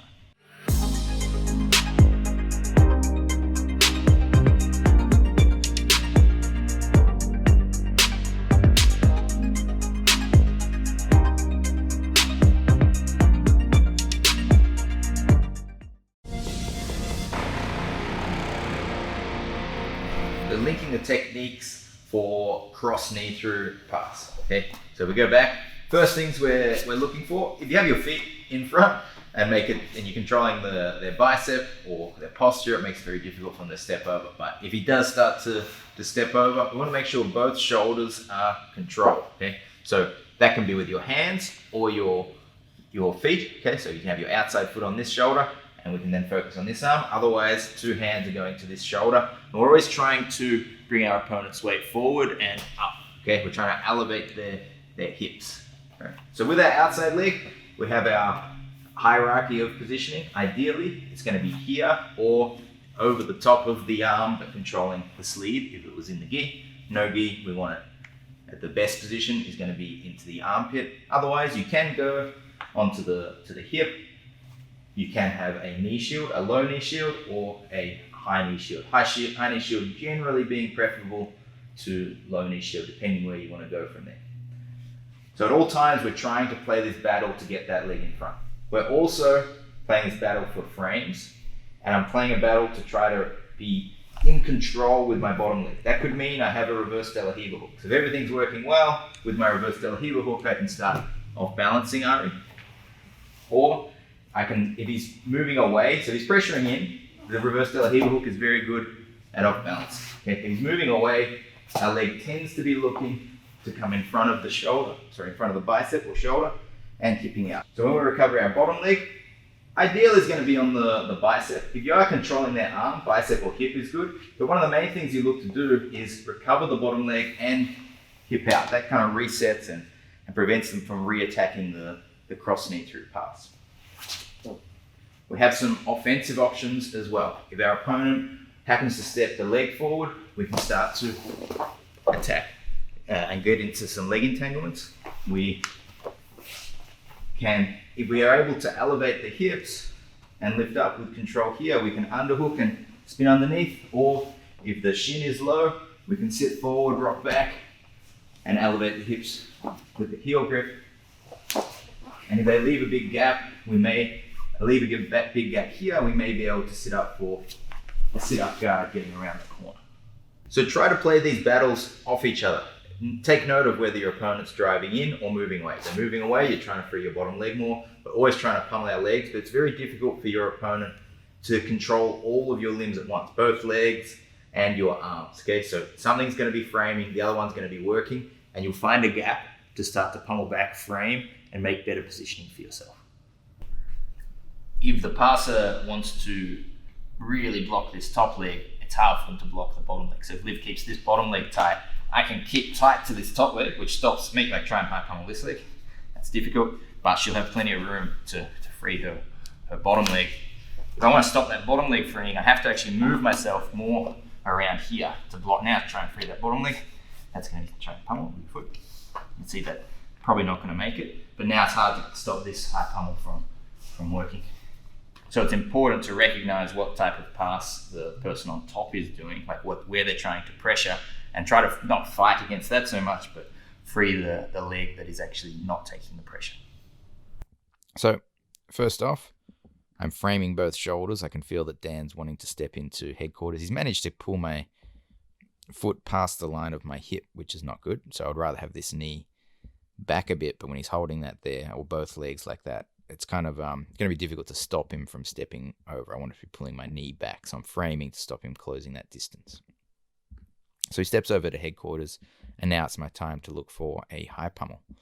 So see from the headquarters, I try to high pummel, he blocks it, and I go again. Okay, so if you watch that. This first high pummel, he blocks with his hand, so I couldn't bring my leg up. But trying again, so just by kind of moving my hips out a little bit further, I managed to go high, come over the top, in front of the shoulder. Okay, so that then causes Dan to come back. He's no longer out. This side is coming in for a knee through, but because, or as maybe he decided to switch for a knee through to counter the high pummel, but the high pummel also blocks the knee through. So if you can get into here, now I've got the knee through, sorry, the foot underneath the armpit. So next, as Dan tries to clear that, I frame and I elevate his hips. Okay, so if you elevate the hips, that's a good time to spin underneath. If you look at that, here, he's kind of leant his hips right forward and his knees very low. So I've kind of stretched out as much as I can with my foot, and he's disconnected his armpit from my foot, so he should be able to clear that foot, which he will. But in doing so, by having such a high posture, I'm able to elevate his hips. Okay, and then I try to, with that gap that creates, I try to take my leg out, and he's reached down to block the leg, and he pushes the leg back in. Okay, now his hips, to push that leg in, he's kind of leaning forward. He has to lean forward to stop this high pummel as well, because if he kind of sat back, my leg would be coming over the top. So he has to kind of lean into that. He's giving me a chance to go for the invert in his posture here. So I tuck my knee in like this, and I'm going to start to kick up to try to invert. Okay, so I push on that armpit. You can see I've got a good chance to spin underneath, but it wasn't enough. I just felt like I don't like to invert while my leg can't be tucking in. So I wanted to like find a way to pummel this leg as I invert, but I couldn't. So I spin back, and now I focus on taking this leg out again. He blocks that leg. I go for the high pummel. Now my foot's in front of the shoulder again, and Dan's going to want to have to clear this foot. And because this leg was giving him a lot of problems, it's going to actually allow me to free my bottom leg. He ends up having to focus too much on this side, and this one becomes an issue, and I can free that. So by giving all these potential difficulties at once, it's hard to block everything. Okay, so now he steps in, and he's more like leaning towards this leg and he's going to try and control my leg there, and that allows me to push and free my right leg. Okay, and now that that's free, I'm back into an open guard. Okay, just one other thing we'll talk about. Look how far his leg is away. So I wouldn't be going for like the leg entanglement. If I was to reach for that leg, that'd be a very bad idea. Okay, you only really go for that if it comes close, which in this scenario, it never really gets close enough for me to consider even going for that leg entanglement entry. Once more in full. So Dan goes for the headquarters at first. I go for the high pummel. Good, he clears my foot, so I kind of elevate his hips. When his hips elevate and he pushes my leg, I go for the invert. That misses. I can then start focusing on pummeling again and then working as he tries to clear that, taking my bottom leg out. Also note that when I recover my bottom leg, I switch to my other hip so that it's hard to step over the leg again.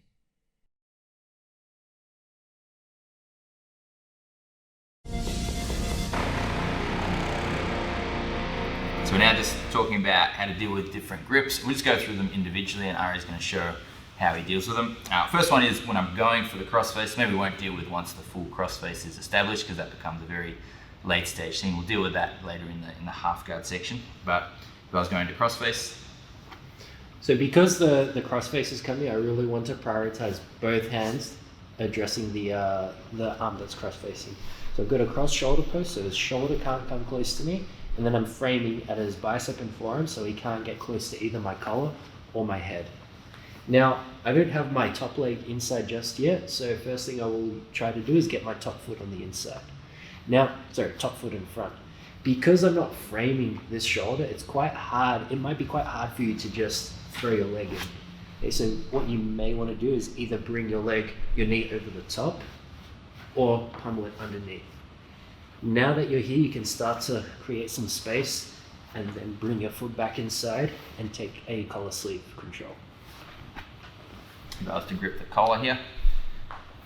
Same thing, make sure we have our top leg in, framing this shoulder. We want to go 2-on-1 on the collar grip. We want to strip the grip and then punch the hand between the legs and then go to a cross collar grip. And now from here, we want to start to build back up to either a half lasso, like so, or a foot underneath the armpit. If I was to grip around the elbow. Main thing here is I don't want my arm to get pulled up, because as he starts to lift the shoulder off the floor, he actually starts to rotate my trunk away and my other shoulder is actually hitting the floor. So what this does is it makes it really hard for me to use this leg. So I want to stay turning in. How I'm going to do this is I want to start to make a grip on the outside of his elbow and start to close my elbow in. My other hand is going to frame on the shoulder so I can start to bring my top leg in, either toes on the hip, foot in the armpit, or a half lasso. Now from here I can start to build back to a collar sleeve grip. So from here I try and go back to the sleeve, and if he's really holding on tight, I may just settle with this tricep grip and a collar grip like so. Same thing with the sleeve. Because he's holding up the sleeve and not the tricep, it's quite easy for me to bring my wrist to the outside of his wrist. I'm gonna make sure my elbow stays in close so that it's really hard for him to lift my arm off the floor. Again, framing the near shoulder, throwing my top leg in, and then going back to a strong collar sleeve with my inside de la hip. Now with the outside arm, if I had a collar grip. I'm going to start to frame the far shoulder as well as the near shoulder so I can throw my top leg in, and then I want to go either one sleeve grip. If the grip is really strong, I might go 2-on-1. And now it's really hard for you to cross face me here because my foot is stepping on your shoulder. If my foot was looped all the way through like a standard lasso, you would be able to hug my head. So once I'm here, I'm safe to go 2-on-1 and really push away to strip your grip. And usually from here, this takes the weight off this leg, so I'm able to recover to the open guard. I had my arm down near the hip here. Again, same thing, creating some space with my frame so that I can throw my top leg in. You can choose to go a knee shield, but it needs to be followed up with some kind of frame with your foot so that you have more leverage to push your opponent away. So I was to push your leg out. Frame the far shoulder and start to go for my high pommel. Take a sleeve grip or cross collar grip, ready to recover the bottom leg. If I pin your foot to the side of my foot, shin to the side of my hip, so your foot's not stiff. Make sure your knee is flared out so that they're not forcing you into a low knee shield. Do cross collar sleeve, ready to off balance. Off the top knee shield, we can also look to get our toes to the hip, and this is a good spot to start to elevate. We can also go from toes to the hip and build back up to the shoulder so that we're in a better spot to frame and off balance. thumb down grip with my right arm. Usually with the thumb down grip, they expose the space between their tricep and ribs, or even their elbow and the hips. So sometimes it's quite easy for us to bump at the hips. If this isn't working, if we're unable to off balance and recover our bottom leg, then we need to frame and throw a leg over the top. Quite similar to the other grip variation where the grip is on the far collar, 2 on 1, pushing away to break the grip and then recovering our bottom leg. From here as well, sometimes double sleeve is really good from here to try and steer your opponent off, or a grip on the far shoulder so that they can't look to hug your head. Deep hip grip. This is probably one of the worst case scenarios. All we can really look to do from here is get to a low knee shield. It's really hard to bring our leg over the top for the half lasso. So I want to start to frame this near shoulder here and flare my elbow as I start to turn onto my side. From here, I'm going to start to bring my low knee shield in. I want to start to push away with the intention of going from a low knee shield with this top knee to a foot on the hip, and then build back to a stronger inside delta hidden position. Collar sleeve, off balance, foot on the shoulder, recovering the bottom leg.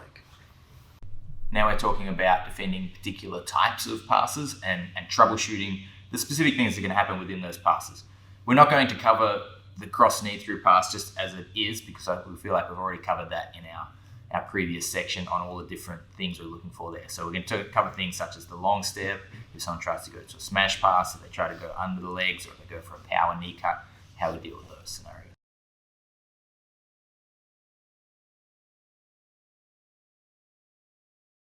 So we're just going to look at the long step pass. So first of all, what the long step pass is, basically where Lockie's controlling either top or bottom leg, and he's either going to get a collar grip, and best case scenario is if he gets a cross fist, then he's going to look to switch his base and kick his leg out of my inside De La Riva guard, and then redirect my legs. One of the most important things when it comes to recovering from the long step pass is actually recognizing when your opponent is going to attack the pass. The most common grips you'll see people take is this near side collar and a grip on the top pant leg. Okay? Some people will try to long step with other grips as well. You might see some people going with like a scoop grip and then looking to hug the head. Sometimes it can even happen from headquarters when they pick up your wrist and then hug your head. So it's really important to notice when your opponent is going for the long step. Okay, so again, most common grips that you'll see is these grips here. A lot of people refer to these passing grips as long step grips. So we're going to break it down into phases of how we can defend the long step. So the very first thing we want to look at with the initial phase is making sure we have our frames connected to our opponent's shoulders, addressing both shoulders. So as Lockie looks to long step, if I have both my frames in, I can maintain the distance with my frames and then recover my bottom leg. If I lose my top leg frame and he looks to long step, I still have some space with my frame on this near shoulder here. Okay, so I can still recover both my top and my bottom leg. Where it starts to get tricky is if we've missed our chance to frame. So as Lockie starts the long step, if I catch onto it fast enough, I'm going to try and recover my frames, and now I need to look at how I can recover my legs. So I'm always trying to prioritize my bottom leg, but it can be quite awkward recovering a bottom leg if your top leg is out of the game. So if he's really controlling my top leg and I can't step on his shoulder, it's quite hard for me to face him again, and it's going to be really hard for me to recover my guard.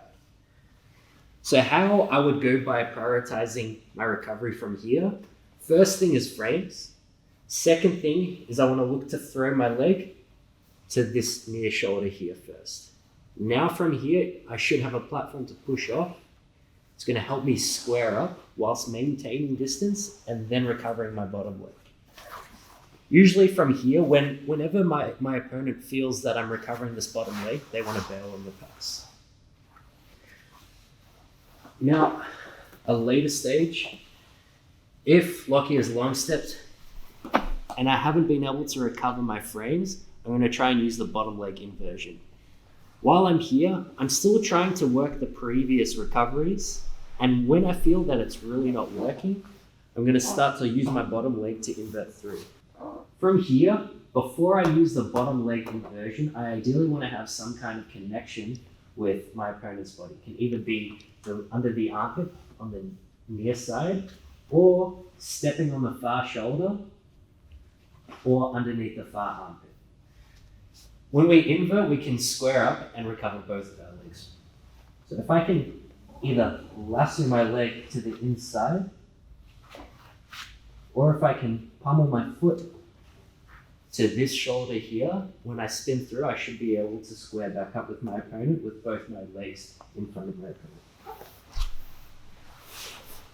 That's it. One thing as well, when we defend the long step, what really disrupts someone's long step is where their head positioning is. So if Lockie does a long step and his head is really high, like so, it's actually really hard for him to continue burying in and closing the distance. Okay, so this is something to keep in mind when you're framing, is to try and elevate your opponent's head if he gets in really deep. Okay, so again, if Lockie can get his head low, it's really easy for him to continue driving into it. Okay. So when he long steps, if I can keep his head quite high, it actually makes it a lot harder for him to drive in, and thus easier for me to recover my bottom leg as well as my top leg.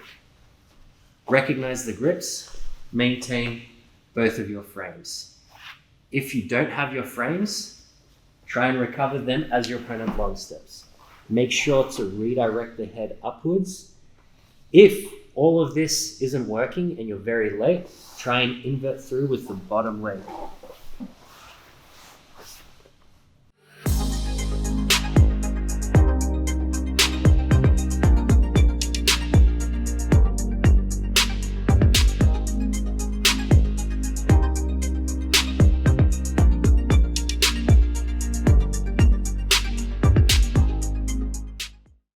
Here you'll see some long step defense. So Sam here, Ari's on top. Sorry, Ari's on bottom, and he's going against Sam. And you see when Sam starts to get this collar grip, Ari starts to pummel his hand inside. This makes it very difficult to close the gap for the crossface with this shoulder. Okay, so then he strips that grip and he goes back in with that hand again. So now as Sam goes to long step, you see he's got that distance by having that frame, and that will allow Ari's legs to recover.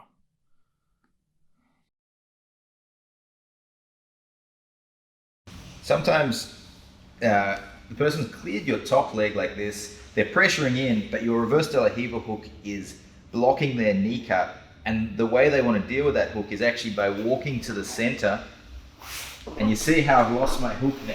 And now if Ari comes back for the knee cut, he might be able to beat my hook, especially if he's pushing my leg down as he does that. So how do we deal with this? If we go back, the good thing is as he brings our knee more to the center, our high pummel becomes easier. So as Ari starts to center me up, I should have an easier time bringing that leg in front. So if he tries to knee cut across now, it's going to be too difficult to prevent me from actually upgrading my grips. Okay, so anytime someone tries to bring you back towards the headquarters, we want to start doing an early headquarters defense, framing, high pummel, and hipping out. We can either recover to open guard, or we can recover back to a good reverse de la Riva to try and attack from there.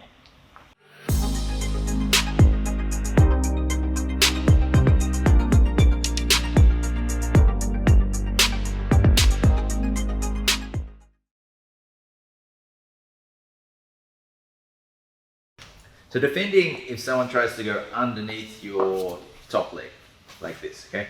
Now, this should be very difficult for them to do, but where this will get bad is if you allow their shoulder below the line of your knee and their head in here tight too, okay? This is now starting to become a bad under the legs passing scenario, okay? So first off, if we're framing properly, we should be able to keep our knee lower than our shoulder. So lower than their shoulder. So if Ari tries to drop underneath this, that's difficult. I can fold my knee shield over the top, like so, to make that extremely difficult. And if he's really pressuring that, this push-pull action should free my bottom leg And again, we're not looking for the hip because he's going to push that down. We're looking, in this scenario, to go in front of the bicep. Once I'm in front of the bicep, I can push and free my legs again. I'm back in open go. Okay. So again, if Ari's going under the leg, frame, get that knee shield over the top. Or if you've got enough room, you can pummel over. This is a little more risky because he might be able to follow that. Okay, so it tends to be better to go a knee shield here, retract your bottom. It's really hard for him to control my bottom leg now, so I can retract over the top. If he does manage to get under the leg to here, okay, what I'm going to do, I'm still going to try to hip out this way because right now my hips are turned to the right, and if Ari walks this way, I'm in a bad position. Okay, this is usually his next step. Okay, so we go back. If we're here, my aim is going to be to try to free my leg, high pummel, and bring my foot in front of the shoulder. Okay, so it's almost like I'm trying to go from my right hip to my left hip. And once it's in front of the shoulder, again, even if he's underneath the leg, if I push, that's going to retract it, and I can get back to an open guard.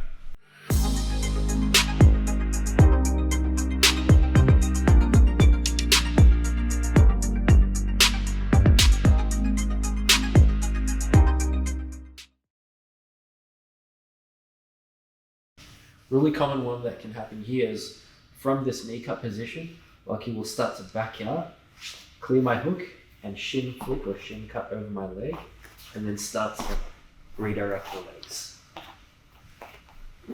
So this pass can be quite easy to defend. A big part of it is because we're able to recover our frames. The reason why we can recover our frames is because initially Lockie is staying really heavy on his right leg, so that I can't recover my top leg. Okay. When he goes to shin cut, he has to distribute his weight towards his left leg to make this leg light so that he can shin cut it over my leg. So at this point, it's actually really easy for us to start to pummel this leg in because there's no weight on either of our legs now. And it's really easy for us to step into the shoulder. Now when he shin cuts, I have my frame on this shoulder here and my frame on this near shoulder here, or far shoulder. Now, as he goes to bullfighter, I can keep him at bay while I look to recover my bottom leg. It's really easy for me to recover my bottom leg because he isn't pinning it down with his leg. You may get some people trying to pin it down with their hand, but it's still quite easy for you to swim either from the inside or from the outside, back to the shoulder or bicep.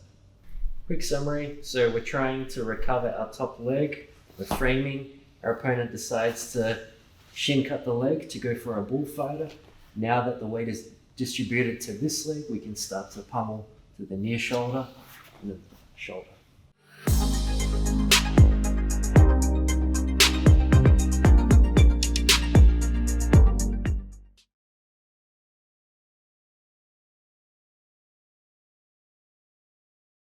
All right, we're talking about now defending the blast knee through, which is probably more common in no-gi, and it's usually often used either as a pass or as a way to set up the Das choke as well. So you see this kind of powering the knee and the leg through, trying to actually clear the bottom leg, not trying to trap the bottom leg, but trying to clear it. And usually the reaction of the bottom person is to turn in, and this opens this gap for the Das choke. Okay, so usually the person's reaching over the head, curling in, and as they block this outside leg, and then as I turn in, there's the Das choke. Okay, especially if I start reaching for this leg. So how do we deal with this? First off, obviously it's not going to happen if you don't let them control this, particularly this. Well, they need to control both legs. If he's controlling both legs, he has an avenue to push and pin. And actually, even if, the good thing about this for the person on top, if I frame, he's kind of like posturing through the frame, so kind of posture through and reach over the top. It's hard to just frame with the hands to stop this one. So I'm going to have to use a knee shield. So as we go here, as he goes through, I want to put my knee shield in, okay? But this is still dangerous for the Das choke. I'll show you in a moment, but he's going to be reaching over my head like this, and I've got my knee shield here. Now, if I'm framing and opening this space here, if I spin through, see, he's reaching for the Das. This can become very dangerous here, okay? So very counterintuitive, but I actually want to keep my frame, like I don't want to frame with my arm. I want to leave this closed so there's no gap to pummel under for the dust. So the dust comes through this gap here, right? So I keep my elbow tight and I start to invert through my frame. There's no dust and I can drop my hips out and recover, okay? So try to avoid the temptation to turn in and reach the leg because that's what they want, okay? They want you to go here, okay?